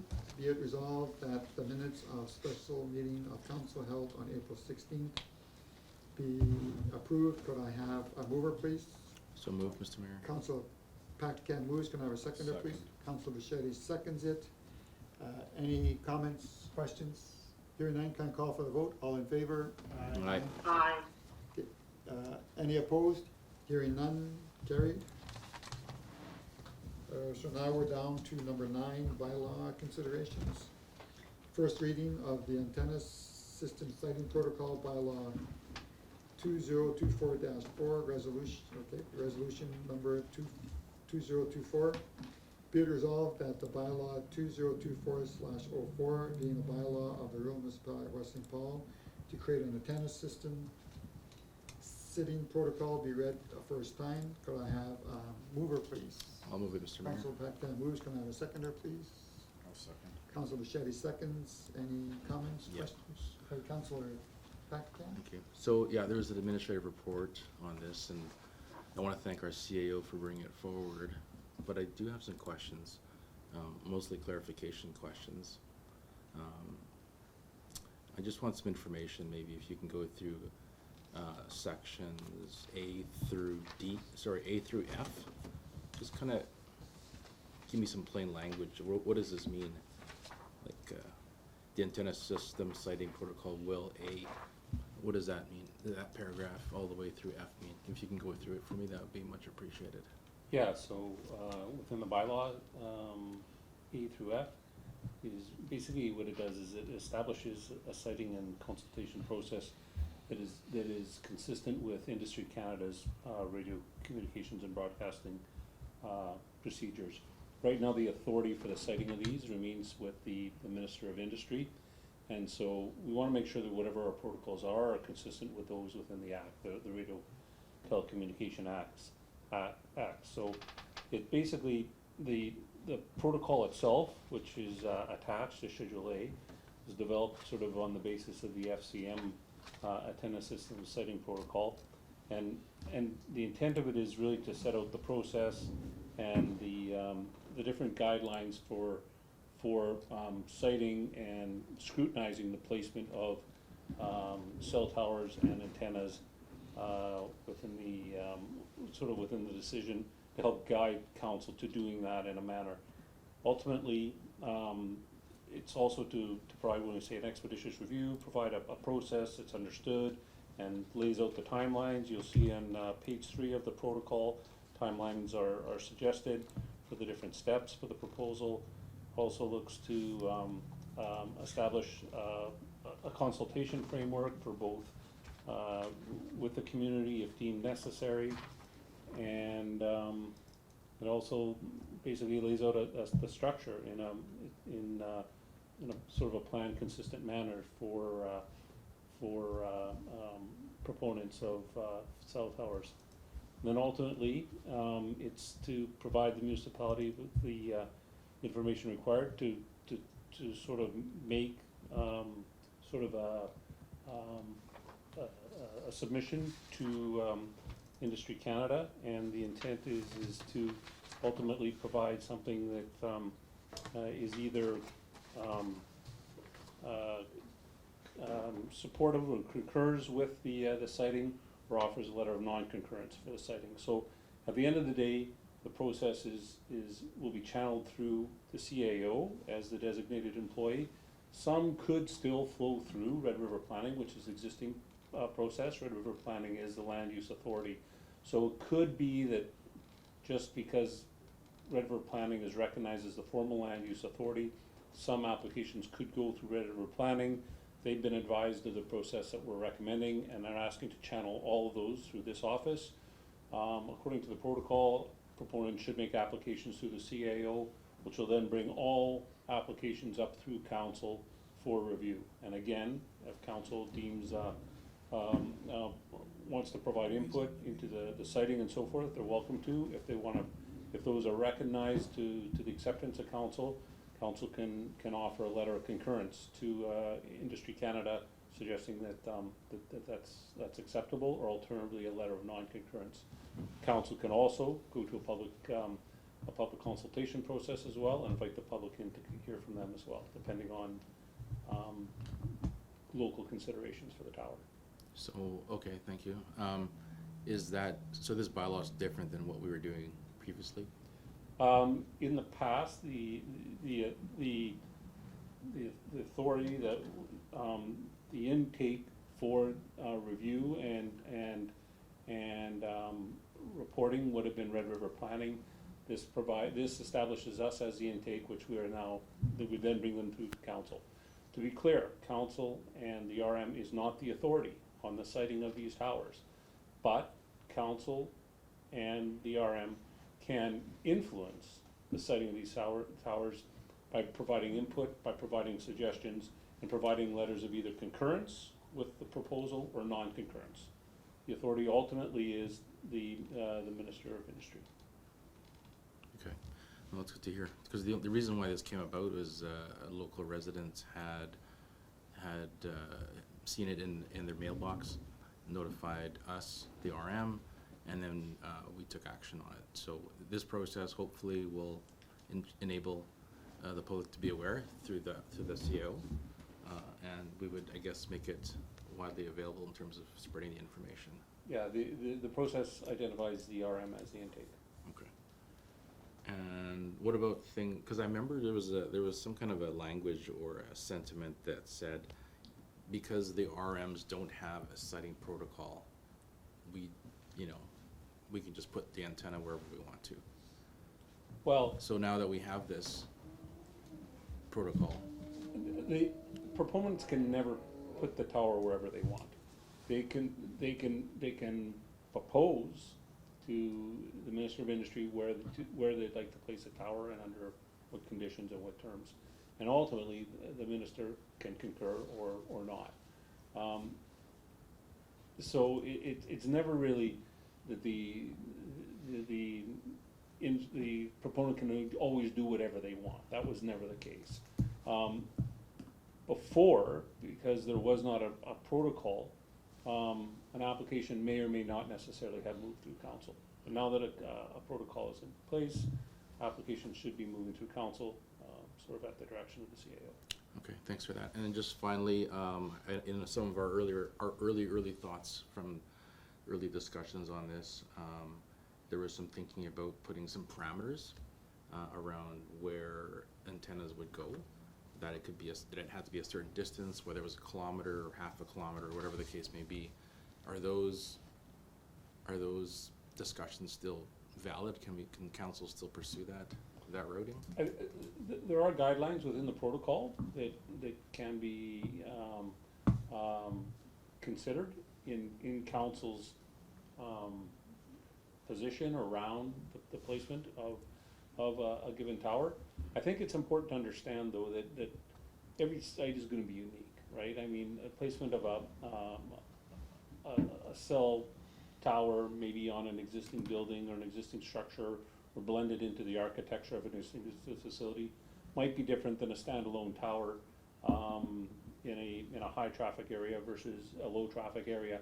So to establish sort of a catch-all, inflexible approach to the siting of these and to sort of the acceptance or review of these, I think would probably not serve council or the community well. I think having guidelines in place, having principles in place, and then considering individual applications on their own particular issues, I think is probably a more prudent approach. Okay, thank you for that. And that's some good points, and I think this protocol is a good start, and I'm happy to see that it allows a public or community consultation process. So thanks for your work on it. Okay. Any other questions? I do have one sort of comment, not necessarily a question. Like, I know there's at least 2 towers in the business park. And I know other companies, one in the business park and one at Pipeline. The one at Pipeline, I know that we were never notified about. The one in the business park, the other businesses were notified about it. They had objections to it, and nothing got done with their objections. I know that. So that's why, I wanna make sure that this, whatever we're putting together here, has some legs to it and doesn't, they have to answer to us, right? It's RRM, including the airways, so, because these towers are big and ugly, and I know they wanna put them wherever they can, and property owners typically get paid nicely for having them put up on their property, but we should get a say as to where they go. So I just wanna make sure whatever we're doing in 2 years from another one pops up, we don't say, oh, well, we worded something wrong, or, we didn't take the right procedure here, so. Yeah. To be clear, this protocol will not formally or technically increase council's authority over the placement or approval of these towers. With this that authority remains with the Minister of Industry. What this protocol does, though, is it does provide a process which should allow these applications to flow through the administration and through council, to provide council with an opportunity to provide input, perspective, and comment on these, if council so desires, to provide public consultation to help inform that perspective and those comments, and ultimately provide those perspectives or comments to Industry Canada through a letter of concurrence or non-concurrence. So it is a mechanism that allows council to be heard. It is a mechanism that allows the public to be heard, but it does not ultimately increase the authority of council or the community as a decision maker. That remains with the Minister of Industry through the Act. Okay, and have we reached out to the Minister of Industry and know what, their qualifications are for where these go? The siting protocol, they look at every application on its own basis, according to guidelines.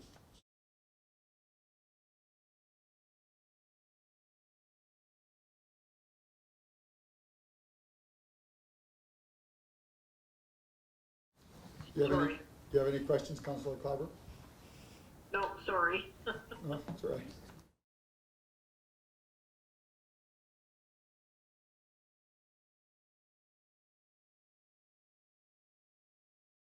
So I guess the one thing I see in this thing here is just as information is that they have up to 3 years to finish the construction of the tower. Hmm? And if they don't start construction within 2 years, when the concurrence has been issued, they have to send a letter to the designated municipal officer, which is you, and the elected municipal council, which I think is pretty good that we get a notice that, right, that then this notification must be sent 60 days prior to any construction commencement. No further consultation or notification by the proponent is required, which means they're gonna build what was agreed upon, which I was looking at this first, I was a little concerned, but now reading it further, I think it's pretty good. Okay, any other comments, questions? Just a final comment. Go ahead. Yeah, again, thanks to the CEO. I think that we have a good start here. It's not a perfect thing. Perfectly, it would be what Councillor Campbell was saying, where we have the final authority, but obviously we don't have that. That's under the Government of Canada. But we do have a strengthened process that allows the RM to communicate back to residences. And I want to thank the Lewics, kind of, who really were the champions of this on the community and started this process. So I want to thank them. And, you know, it really is a show of how community grassroots movements can sort of change policies at the RM. So thank you to the Lewics for your work. Thank you. Okay, can I call for the question? All in favor? Aye. Aye. Any opposed? Seeing none, carried. Now we go to 10, accounts receivable. I have a question. Go ahead, Councilor. Mayor, did you read that resolution? Did we have a, Yes. Yes, I did. okay. We have a discussion. Yes. Yeah. So there, on this one, I would like the CEO to get, you know, I'm sure all members of council, I see there's like a $2,400 bill for Tanker One safety. I'd just like to take a look at that, you know, not to hold this up, but I would like to take a look at it and see what was actually done for $2,400. Okay, which About number is that? 3/4 of the way down, it was at North Perimeter Service. 46409. Yeah. Check number 46409. Oh, yes, okay. Okay, I can look into that and provide some feedback to council on that. Appreciate it. Okay. Is that it? I have a couple on the visa report. So do I, yeah. Yep. So we'll just finish Go off with ahead. this, we'll just finish off with this first. So I guess, because I had a similar question, is that they talk about, where's this number here? They talk about safety, so is there requirements that safety has to be done, and who dictates the requirements for safety? Yearly. Yeah, but who's the governing authority for these? MPI. MPI?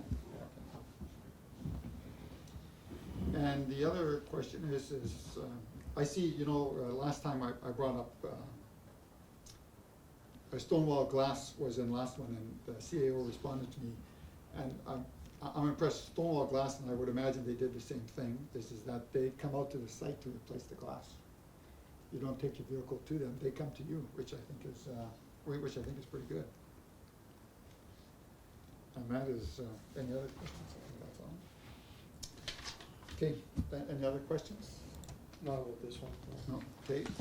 Oh, of course, the other end. Does Council Kleiber have a question on the payment register? Yeah, on the Thompson, Dorf, and Sweatman, various legal matters, it's like $7,000.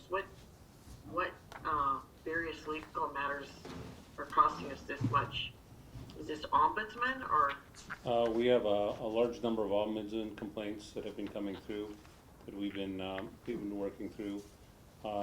There are also were issues relating to some bylaw enforcement items. Okay, And so forth. okay. And are we moving on to the visa registry now? Did I ask those questions, Ron? Yes, that's the next thing on the agenda. On the visa statement, and I'm just gonna Oh, wait, suggest this, I'm not gonna Council demand Kleiber, it, but Council Kleiber, it would hold be on, nice wait. if on the visa statement, we could have a reference There's no references at all. Can you repeat the question again, please? On the visa statement, there are no references as to what is being paid for. And so sometimes it would be very helpful. For example, I have McGregor Auto Service, $4,343.67. What is that for? That's for, there's a considerable amount of work done. A couple of our trucks are in aging condition, but a 2008 Dodge Dakota and a 2005 GMC 1500. The Dodge Dakota had the front brake pads and rotors done, replaced the front, I'm trouble reading this. Well, the front tie rod ends, and also brake shoes, anchor pins, mounts, balanced tires. Yeah, you know what, Dave, I don't need all of it, you just have to say repairs to Dodge Dakota 2008, Okay, yeah, there's considerable amount of repairs. The fleet is aging, and Yeah. these vehicles, the GMC is approaching 20 years old. The Dodge Dakota is probably approaching, I guess, would be 16 years old. So we're starting to pay some hefty repair bills trying to keep these on the road. Okay, so on the visa statement, can we have a reference like that, like we do on the other statement? So we don't have to ask you these questions, it could just be repair, Dodge Dakota, whatever, right? Okay, we'll take a look at what we can do on that. There's also a charge to WestJet for $648. Is that taxes for FCM, or what is that for? That's for FCM. Yeah, but what is it for FCM? Because I think we use air miles, right? So, For a spouse's flight. Uh, A spouse's flight? Are we reversing it? Yeah, we'll get reimbursed. It was for a spouse's flight that we will be reimbursed for. okay. You're gonna be reimbursed for that, Yes. okay? I guess it had to be booked at the same time as the flight with points. Yeah, yeah. St. James Street Medical Clinic. What's that all about? $150? Yeah. I don't know. I'd have to find out. We're nowhere near St. James. I'm kind of wondering what that's about. Yeah, I could look into that one and get back to you. Okay, sounds good. Thank you very much. Councilor Campbell, yes, go ahead. This is directed through the chair to the CAO. The McGregor Automotive Service obviously isn't in West St. Paul. I'm just wondering how we chose to go there. There is lots of, if we're doing $4,300 worth of work, I think, we should try to give that to some businesses. There's at least half a dozen automotive repair shops in West St. Paul. So I'm just curious how we decided on that place. Yeah, traditionally, what happens is the departments have been going to individual shops, and some go to one shop, another go to another shop, and so forth. There's been some conversation about perhaps putting out a request for service for a service provider to basically bundle together all services for the RM from an individual, from a single provider. Still putting some thought into exactly how to do that. Whether you base it based on a quote of labor rates or service or whatever. There's such a variety of work that can be done. It's kind of difficult to spec that as a commodity, for lack of a better word.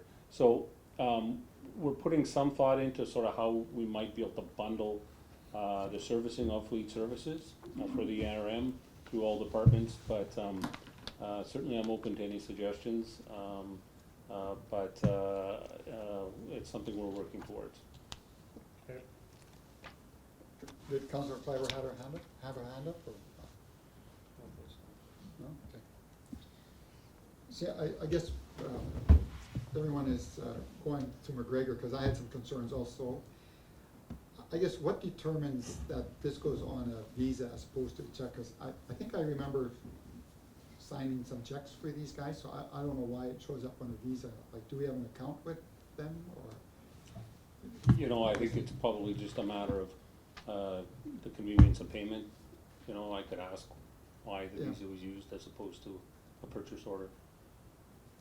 Yeah, I like your idea of fleet service though. That is a good idea to have. Yeah, it's something I'd like to see and like to work towards. Still trying to think through how to standardize sort of the service rates, because there's such a variety of rates, so certainly I'm open to any suggestions or input, but that is somewhat, a direction we'd like to go. Yeah.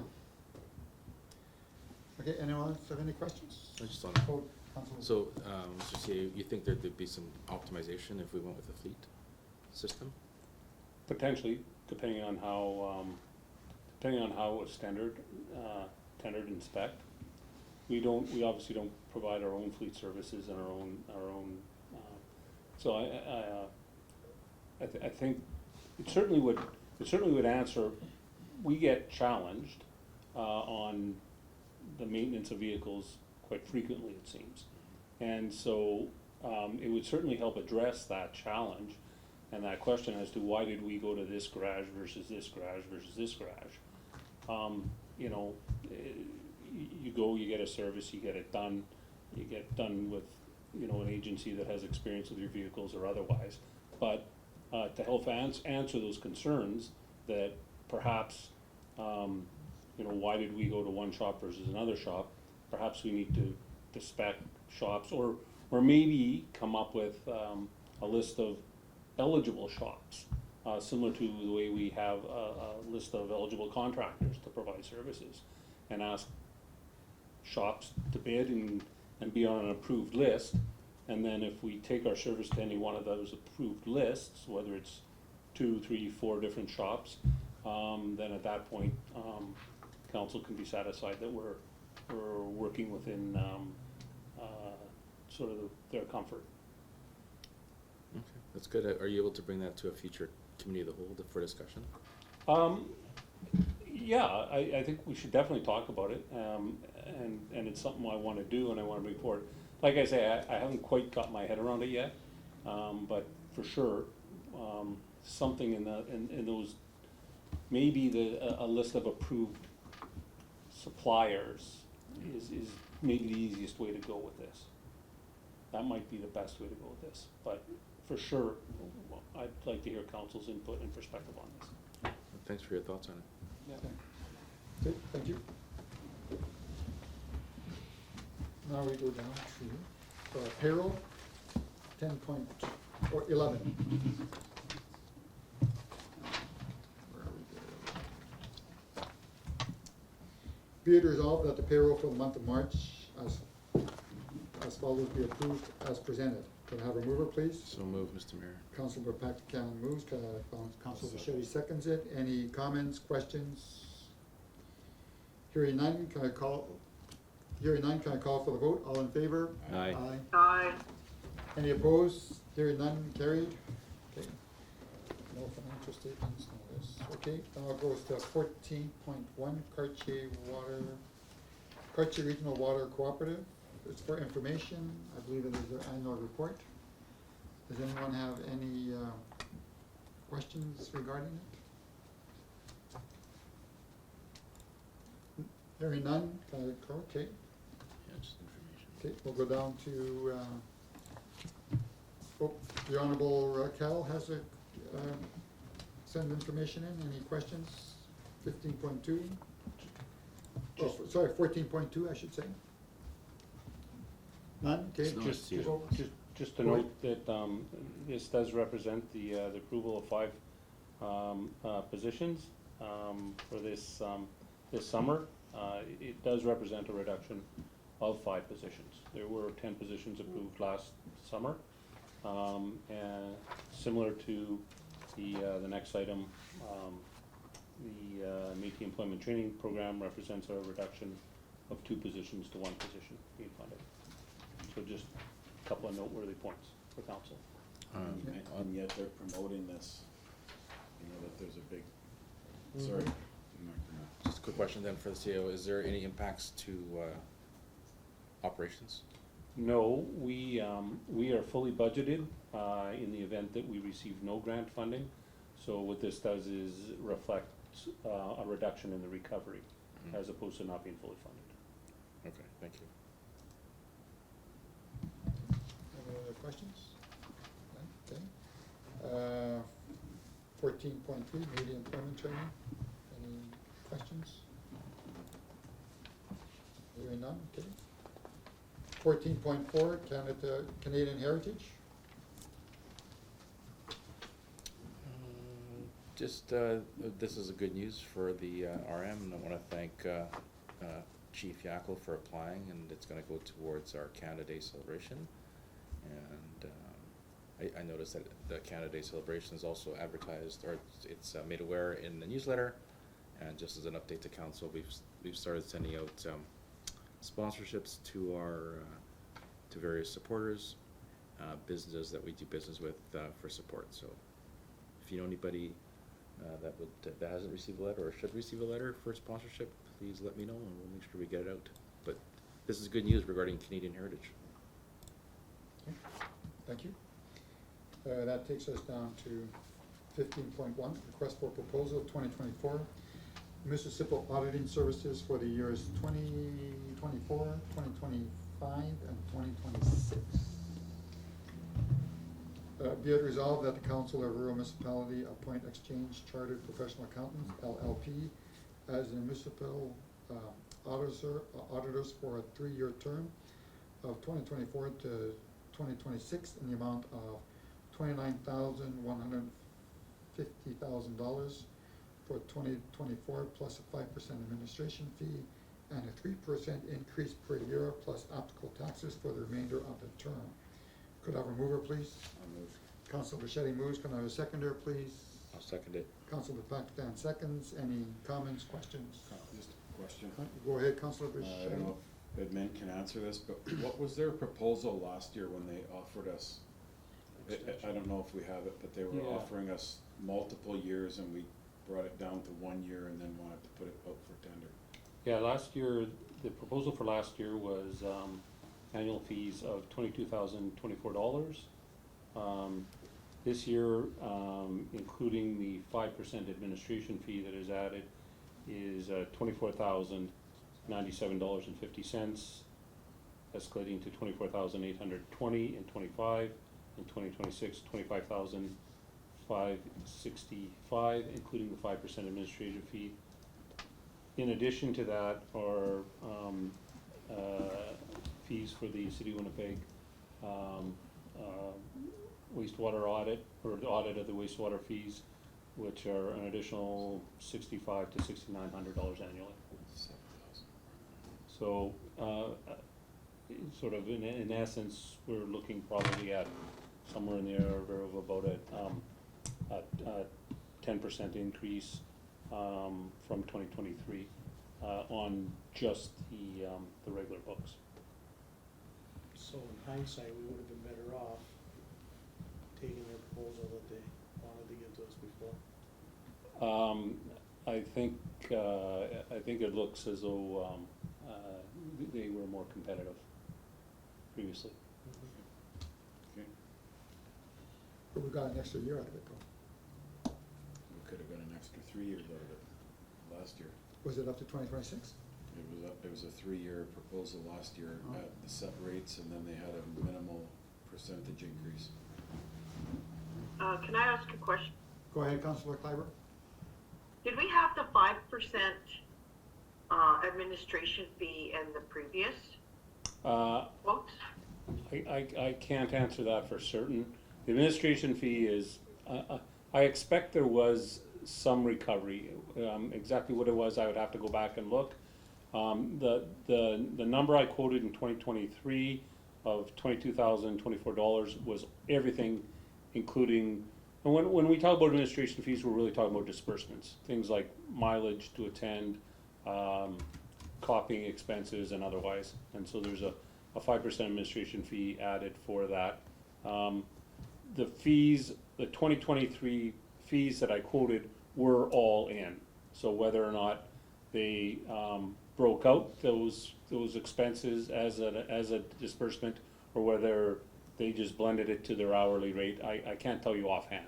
But at the end of the day, their net cost was $22,024 in 2023, and is going to be $24,097.50 in 2024.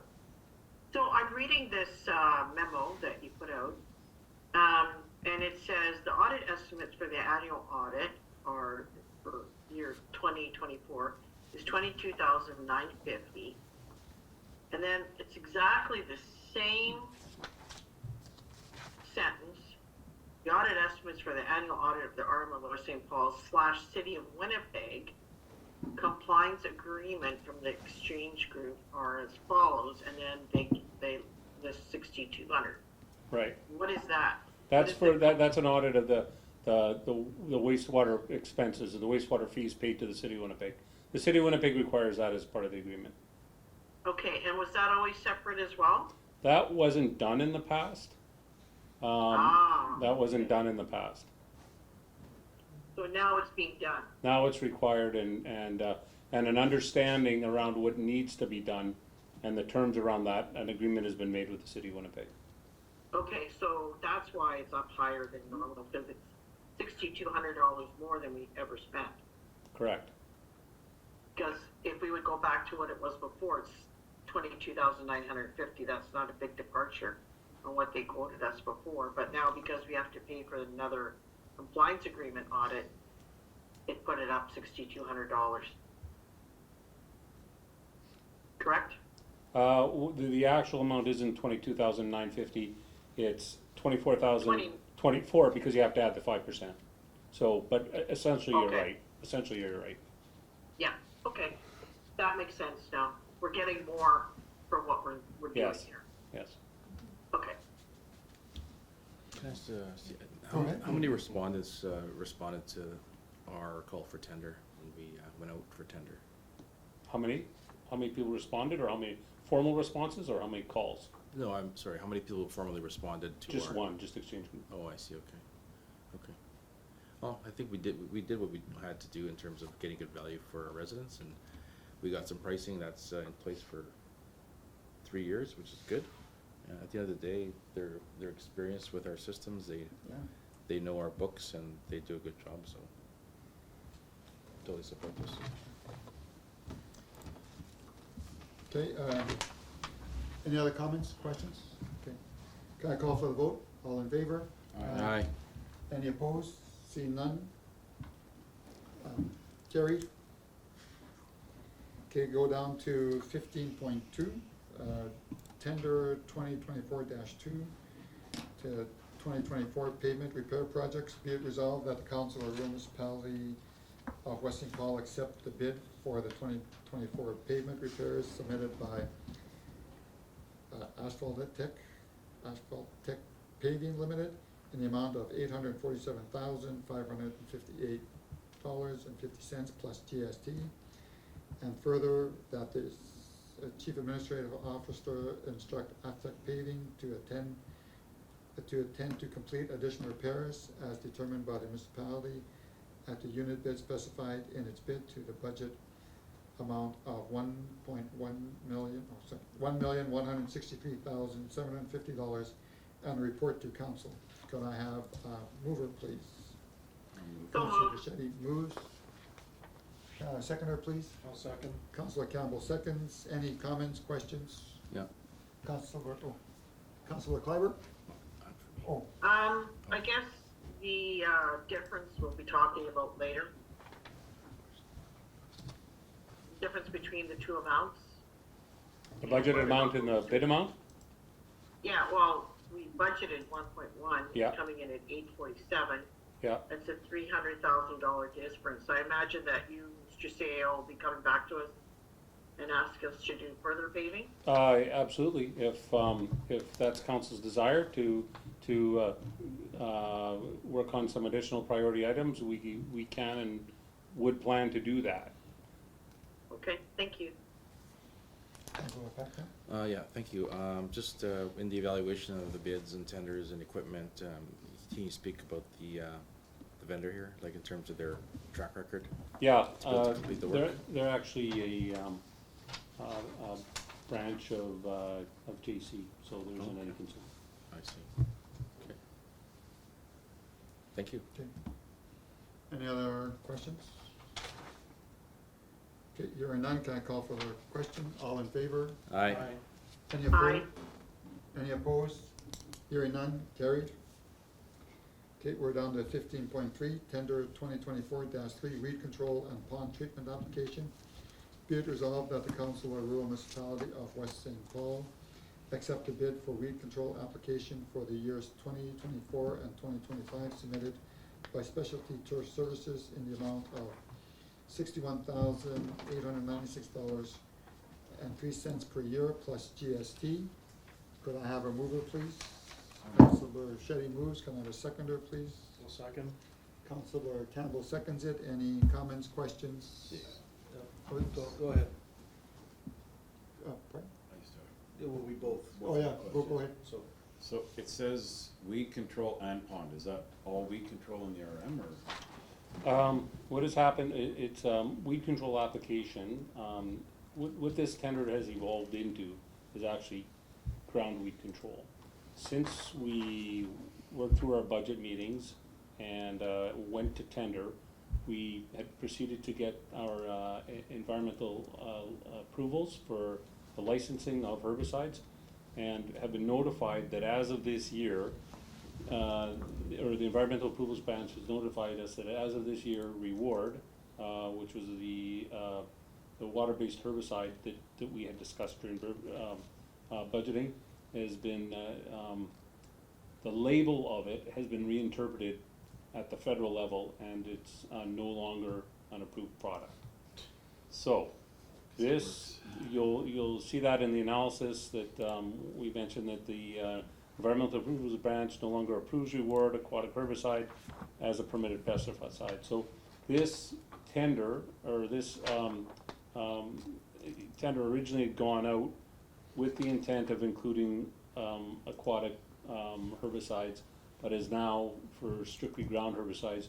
We're looking through a couple of different alternatives right now that we can, and a couple of different suppliers and products that we can consider for the application on retention basins, though those will probably come forward to council as a separate recommendation. So this is just for the ponds, it's just how it's worded the way, I guess, This is not for the ponds, this is Not the just for ponds the alone. ground, oh, just the ground. just the ground, not the ponds. No ponds included. No ponds included. The tender had gone out to include ponds, and then we were since Yeah. notified that the product had been delisted. So we're looking at options, and we will come forward to council with some recommendations. Okay, thank you. What was our budget for the weed control?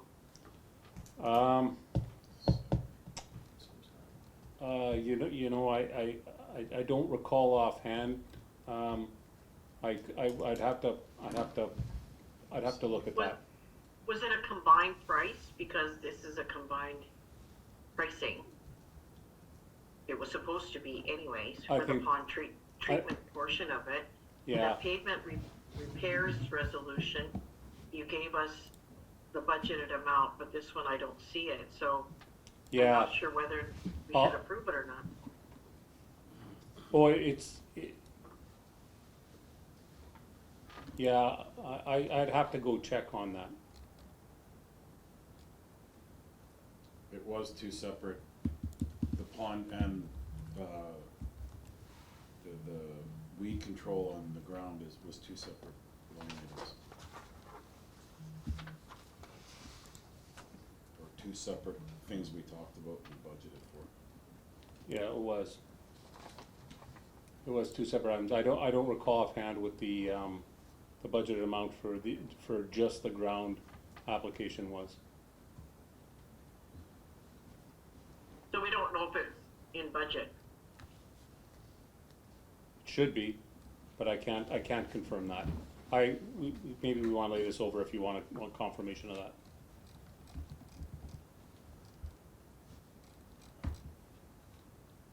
Yeah, well, I would like to know that we're staying in budget, but it's also a little bit confusing because it's supposed to be the bond treatment application, but it's not the bond treatment application. So I kind of would like to know, well, how much are we spending on weed control? How much are we spending on pond control? I thought that we had budgeted something like $75,000 for the pond, but I don't recall what our weed control budget was, or if it was a combined budget. And that's kind of what I'm concerned about, is if we have a combined budget and then we approve this and then the pond budget comes over, then we're over our budget. It wasn't combined. We talked specifically the pond, and, because we talked a couple different areas. Thought of so the too, pond. yeah. And then the weeds, we looked at what was budgeted and spent, and it was close to what we, Okay, I recall. that's why we didn't talk highly right into that, so. Yeah, Right. I think, that being said, now that Reward, also known as Reglone, is no longer an approved product, there's a likelihood that if we do come forward with a proposal for an alternative product, that will have to be a change to the, or an adjustment to the budget for the ponds. Because I suspect that any alternative proposal will be more expensive. Okay. Council All right, Shannon? thank you. Just wondering if we can get on this pond thing sooner than later, because we're gonna start, you know, if we miss the boat of getting this treatment started early, the algae starts, and then we're just trying to catch up, Yep. so. So just to refresh my memory, so weed control is for what areas? Is it for all of the, around the ponds, or just, Boulevards, around the ponds, green space, whatever the case may be. oh, is that right? Okay. The entire area, the Yeah. trail, along the trails Trails, where they yeah. find noxious weeds, everything Yeah. like that. So. Oh, okay. Good. Okay, any other questions? Can I call for the vote, or did you guys want to table this, or Okay, we should Keep going. keep going? Okay, can I call for the vote? All in favor? Aye. Aye. Aye. Any opposed? Seeing none, carried. Seven Oaks, next is Seven Oaks School Division, 15.4, Seven Oaks School Division Scholarship. Be it resolved that the Council of the Rural Municipality of West St. Paul award the Seven Oaks Education Foundation four scholarships in the amount of $300 each for a graduating student from West Caledonian Collegiate, Maples Collegiate College, Garden City, or Garden City Collegiate, a Met School, who resides in the RM of West St. Paul. Could I have a mover, please? I'll move. Council Bichetti moves, Council Conway seconds it. Can I have any comments, questions? Oh, just a quick question. Just out of curiosity, has the RM always, have they always awarded a scholarship to students in all these schools, or are some schools not being awarded? I'm just curious. I'm curious what the uptake is. It looks to me like the Met School only started in 2023, according Okay. to the table. Oh, I see, okay. But otherwise, year over year, we are giving a scholarship to West Caledonian student Maples. Yes. Okay, good, thank you. Any other questions? Okay, can I call for a vote? All in favor? Aye. Aye. Any opposed? Hearing none, carried. Next is 15.5, Canada Day Reserve Transfer. Be it resolved that the Council of Rural Municipality of West St. Paul approve the transfer of $3,176.91 from the operating surplus to the Canada Day Reserve Fund. Could I have a mover, please? I'll move it, Mr. Mayor. Councilor Fatca moves. Can I have a seconder? Councilor Bichetti seconds it. Any comments, questions? Apparently, Canada Day is on a Monday this year. People are coming back from the cottage, so I'm hearing from people that have done this before that it's gonna be a big turnout this year, so that'll be good. So expenses this year are supposed to be, or that's the difference, $72,000 is what the expenses is for this year, plus labor of $8,000. So we're transferring $3,000 to reserves. Yeah, no, that was the expenses in 2023. Oh, was, okay. Oh, Yeah. right, you're right, okay, that makes sense. Okay, could I, call for a vote, all in favor? Aye. Aye. Any opposed? Seeing none, carried. Okay, we're down to 15.6, surplus appropriation to reserves, 15.6. Whereas the council of the rural municipality of West St. Paul has established reserve funds for specific purposes, and whereas for the period ending December 31st, 23, the rural municipality of West St. Paul realized an operating surplus in the general operating fund. Now therefore be it resolved that the following amounts arising from the general operating fund surplus totaling $1,450,000 be transferred into the following reserves. Public Works Reserve, bylaw number 2003-03, 200,000, General Reserve Fund, bylaw number 5-2004, 250,000, IT Reserve bylaw number 2013-22, 30,000, Equipment Replacement Reserve bylaw number 2019-10, 200,000, Fire Equipment Reserve bylaw number 2015-1, 200,000, Administrative and Building Reserve bylaw number 2013-15, $570,000. Could I have a mover, please? Councilor Bichetti moves. Can I have a seconder, please? Anyone willing to second it? I'll second it. Councilor Campbell seconds, Mark Campbell. Councilor Pactican seconds it. Any comments, questions? I have Go ahead, Councilor discussion. Campbell. Yep. I believe that we had all asked to find out what we were paying for debentures interest rates, so that, you know, we were gonna look at paying off anything that made sense. I haven't seen anything to date. I would like to see that before just deciding to send this stuff to reserves, cause as, you know, we've had these discussions trying to get anything out of these reserves, if we wanted to change our minds, would be difficult apparently. So I personally would like to see that before we vote on this, but. Okay, anyone else have any questions? None? So I guess I see, it should be probably April 22nd, 2024 instead of 2023 here. Yep, that's a typo. So so you wanna Well, tell us? you know, we've had this, we all agreed that we would get a copy of what we had for outstanding loans, and we as a council would decide if we should pay off one of these before deciding to transfer to reserves, right? I thought we all had that conversation and we had agreed in council. Councilor Bichetti? We also did say that the interest rates that are on some of those debentures are way lower than they would be right now. And leaving them in there to put this into, well, That's why where we're we know supposed to. where we know we have stuff coming up in the future. I'm not gonna pinpoint one, but there's a few there we all know, you know, that's being asked for by different departments, so. Yeah, but that's why we were gonna be provided it so that we could make that decision as a council. That's my only, point there, because we're not even being afforded, you know, that's kind of why we've been elected, right? It's kind of our job. So, Go ahead, yeah, no, I was gonna say, just to the CAO, if we laid the matter over to next month, Yeah. any issues?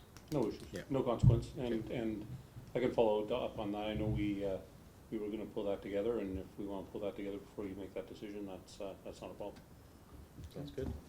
So we'll table Yeah, I this? think we discussed the breakout, for sure. I do recall us discussing this breakout of appropriation. Yeah. So, I think that Councillor Campbell has a good point. I think we did bring that up during budget, like, let's look at our debt and see, you know, we can pay it down if it's, you know, feasible for us to do that and it makes sense. So I think that's great. Thank you. Okay, Okay. So then we make a motion to approve? Let's see if it's good with the mover in the second, or I'm good with it. Yeah. It's- Did I move it or second? Yeah, you second I it. seconded, I'm good with it. Okay. So, yeah, move motions table. Okay, Question? Question, call for the question. All in favor? Aye. Any opposed? Hearing none, carried. Tabled, tabled, tabled, right. Okay, so now we're going down to the 16, there's nothing there. Oh, no, sorry. 18. 18. Question. Okay, by all means.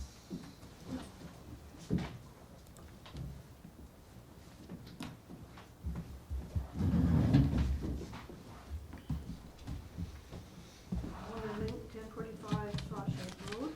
This has to do, my questions have to do with item 15.5 regarding Canada Day revenues and expenses. The public has never seen an accounting of the total revenue related to any one Canada Day event. Sources of income in the past these are things that I think are common knowledge, the Texas Hold'em, the sponsors for Canada Day, the Manitoba Métis Federation contributed to fireworks display once during COVID. Money gets invested, we don't know the amount of that, and the provincial government grants, and I don't know what else. But we don't know what contributions have been made for each source. That's not been reported. The public has never seen an accounting of the total expenses related to any one Canada Day event. To my knowledge, neither has council seen a yearly report about revenue and expenses for past Canada Days.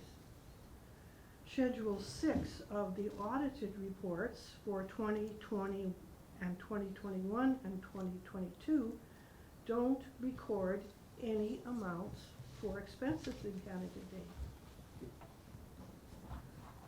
If such accounting is not provided, then how can council determine whether or not the annual funding identified in this fairly recent bylaw is sufficient or if it needs amending?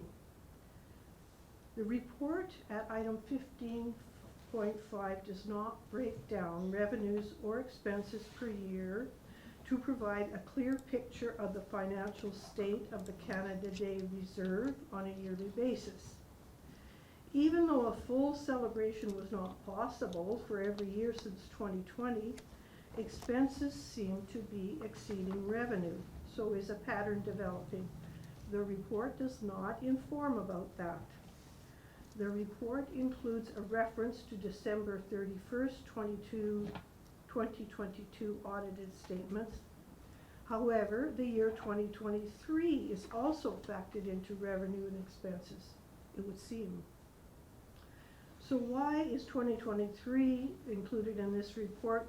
There's no audited report for 2023 yet. I am surprised that the Canada Day Committee has not produced a yearly accounting for council itself.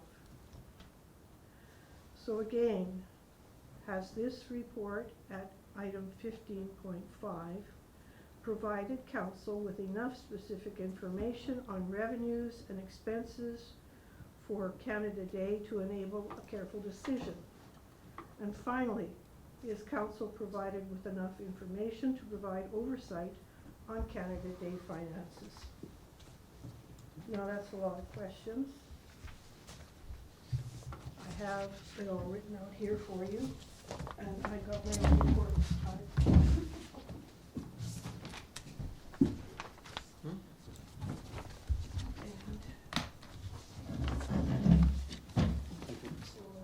Just sit down if there's any comments or questions.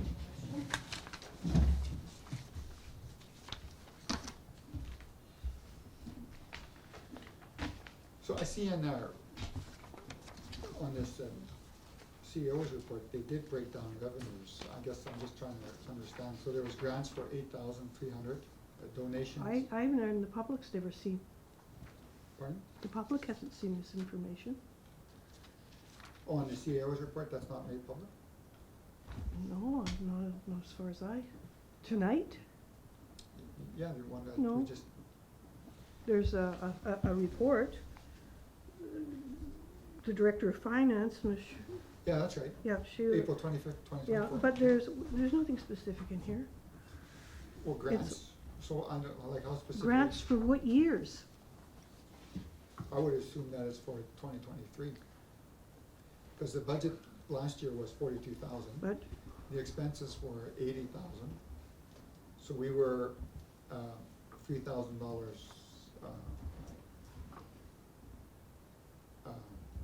We have to transfer $3,000, otherwise we'd be short. this report includes 2020 and 2021, 22, and 23. That's a summary of the 23 expenses. Sorry? That's a summary of the 23 expenses and revenue. Is that clear in this report? To me, nothing's clear in this report. Oh, okay. We don't have costs attached to years. Well, this is only for 1 year, correct? This is only for the year 2023.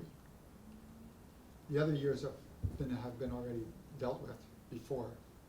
So this is just for the 2023 year. So we had expenses of supplies, which is all the gamings, was $72,782. That was all the entertainment that we had, and then there was $8,600 in labor that we paid during that time. So why does this report talk about 2020 and 2021 and 2022? Go ahead. Yeah, the report itself just talks about the different activities that took place. Activities slowed down in 20 and 21, ramped up, and 22 ramped up a little bit, but then ramped up considerably in 2023, and we're back to sort of a full-scale event. This is the counting. It says in 2023, the Canada Day celebrations were back at full scale as years prior to the pandemic. With these celebrations, the RM incurred revenues and expenses related to the celebrations listed below. So the transfer, the total revenues in 2023 were 42,000. Total expenses were were just over 75,000, or pardon me, just over 83,000. Total expenses were just around 80,000 for a net transfer to the reserve of $3,100. The current reserve balance, the unaudited balance of the Canada Day Reserve right now is, the audited balance and you can see that in the report. Yeah. The audited balance in 2022 was $74,261. Currently, the unaudited balance as of the end of 2023 is approximately $110,000.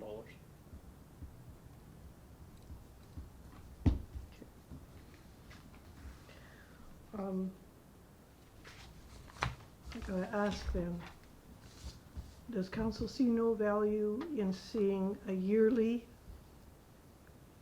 from now on anyway, a yearly report given to them and the public for all of the money that goes into Canada Day, the sources? What are the sources? What money did we get from this source? What money did we get from that? What is the total of the sources? Okay. And that's what I'm getting at here. It's just so compressed that it really is almost meaningless.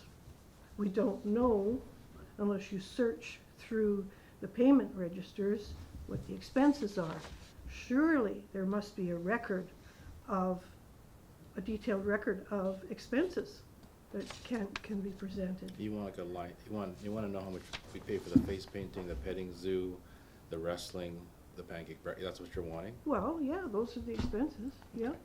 You think I'm asking for too much? No, I'm just wondering. I think we need to know what the event costs in order to plan for future events. To plan properly with the budget for future events. And whether or not the allocation in the present bylaw, which is what, $36,000 per year, is enough. Okay. Shouldn't you be sort of considering all of that?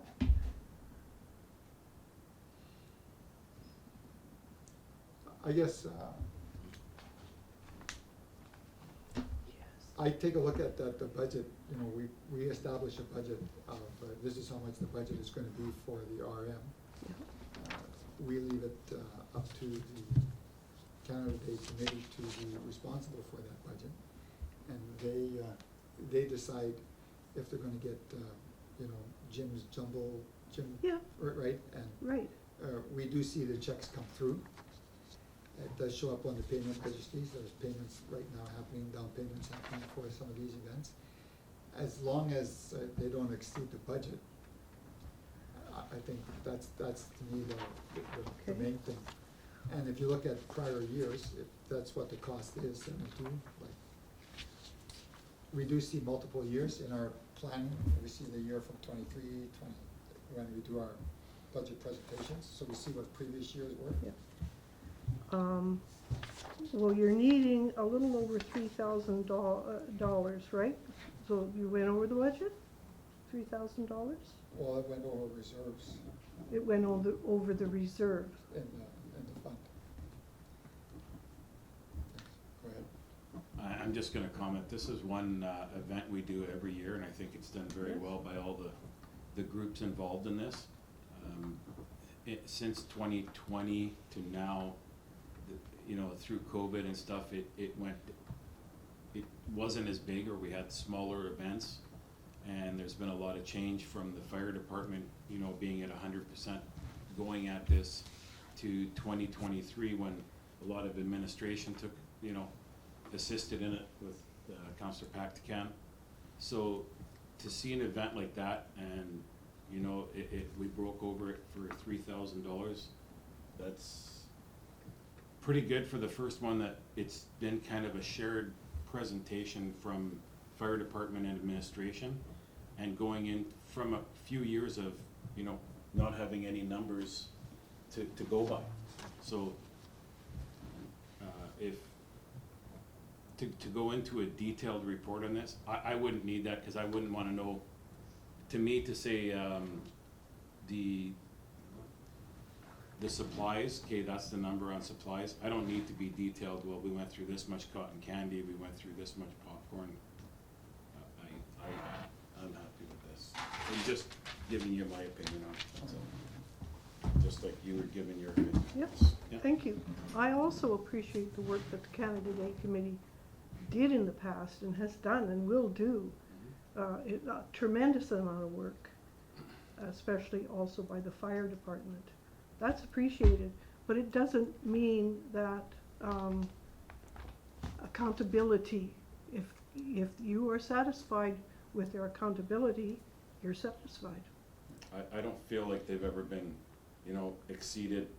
I think they do to the best they can. They try to keep it to the previous years, knowing what it's gonna cost, but we had 3 years of not having anything, so you're kind of budgeting off the last time it was done, and you're going into projects, and if you look from prior COVID to now, everything has gone up, so, you know, on I'm gonna say $100,000 event, $3,000,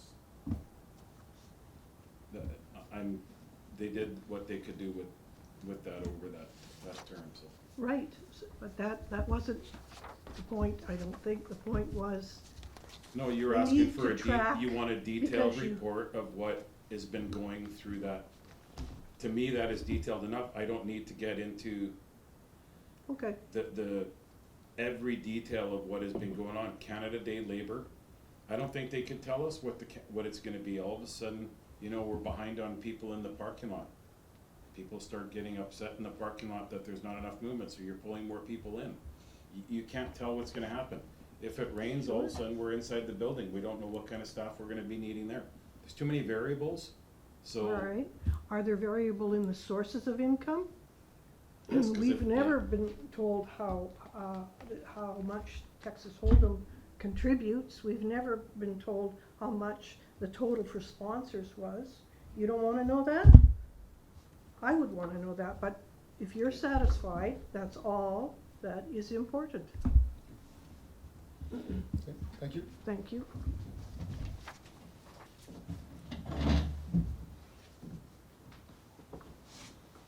Any other questions?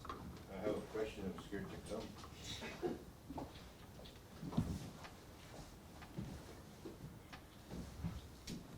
Jerry Delaney, 354 Garden View Drive.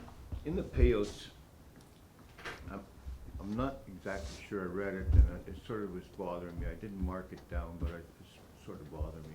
There was a payout of about $575 for a repair to a window on the shop. Yes. My question was the shop broken into, or was there an accident?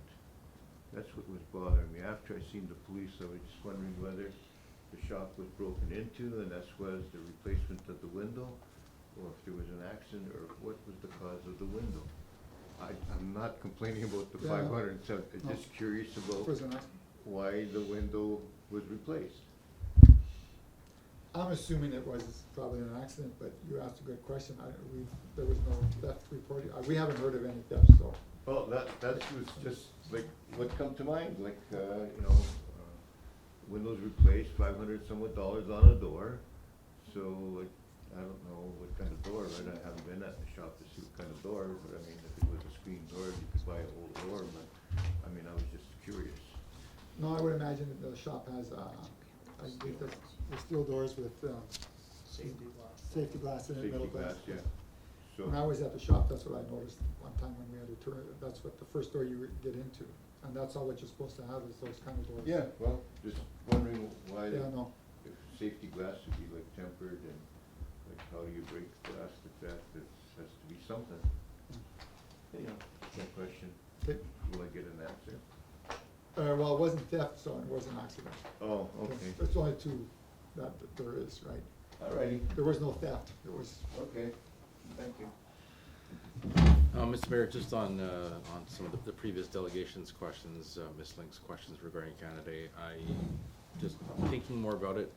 I'll take it under advisement. I'm on the Canada Day committee, and we'll see what we can do to provide some more detail. Thank you. I have nothing to, Canada Day committee is wonderful. We need to know. Yeah, thanks for your question. okay, so that, no other questions, so that concludes our question period. Now we're gonna go in camera. Be it resolved that in accordance with section 152(3) of the Municipal Act, Council does now move in camera to discuss matters that are in preliminary stages respecting which discussions in public could prejudice the municipality ability to carry out its activities or negotiations, and be it further resolved that in accordance with section 83(1)D of the Municipal Act, any issues that are discussed are kept confidential until discussed at a regular meeting of council. Could I have a mover, please? I'll move. Councilor Campbell moves. Can I have a seconder, please? I'll second it. Councilor Paxton seconds it. Any comments, questions? Can I call for the vote? All in favor? Aye. Aye. Any opposed? Hearing none, carried. We'll take a 5-minute break. Yep, we'll take a 5-minute break. Council now move out of camera and resume the regular order of business. Can I have a mover, please? So moved, Mr. Mayor. Council Paxton moves, seconder. Council Bichetti seconds it. Any comments, questions? Call for the vote. All in favor? Aye. Aye. Aye. Any opposed? Seeing none, carried. Rise and report, we discussed the West St. Paul Trails Committee, and we also discussed preparation for zoning bylaw amendments. We'll now adjourn the meeting. It is, okay. Be it resolved that this meeting of council stands adjourned at 9:43 PM. Can I have a mover, please? We'll move. Council Bichetti moves. Can I have a seconder, I'll please? second it. Council Paxton seconds it. Any comments, questions? Can I call for the question? All in favor? Aye. Aye. Any opposed? Hearing none, carried.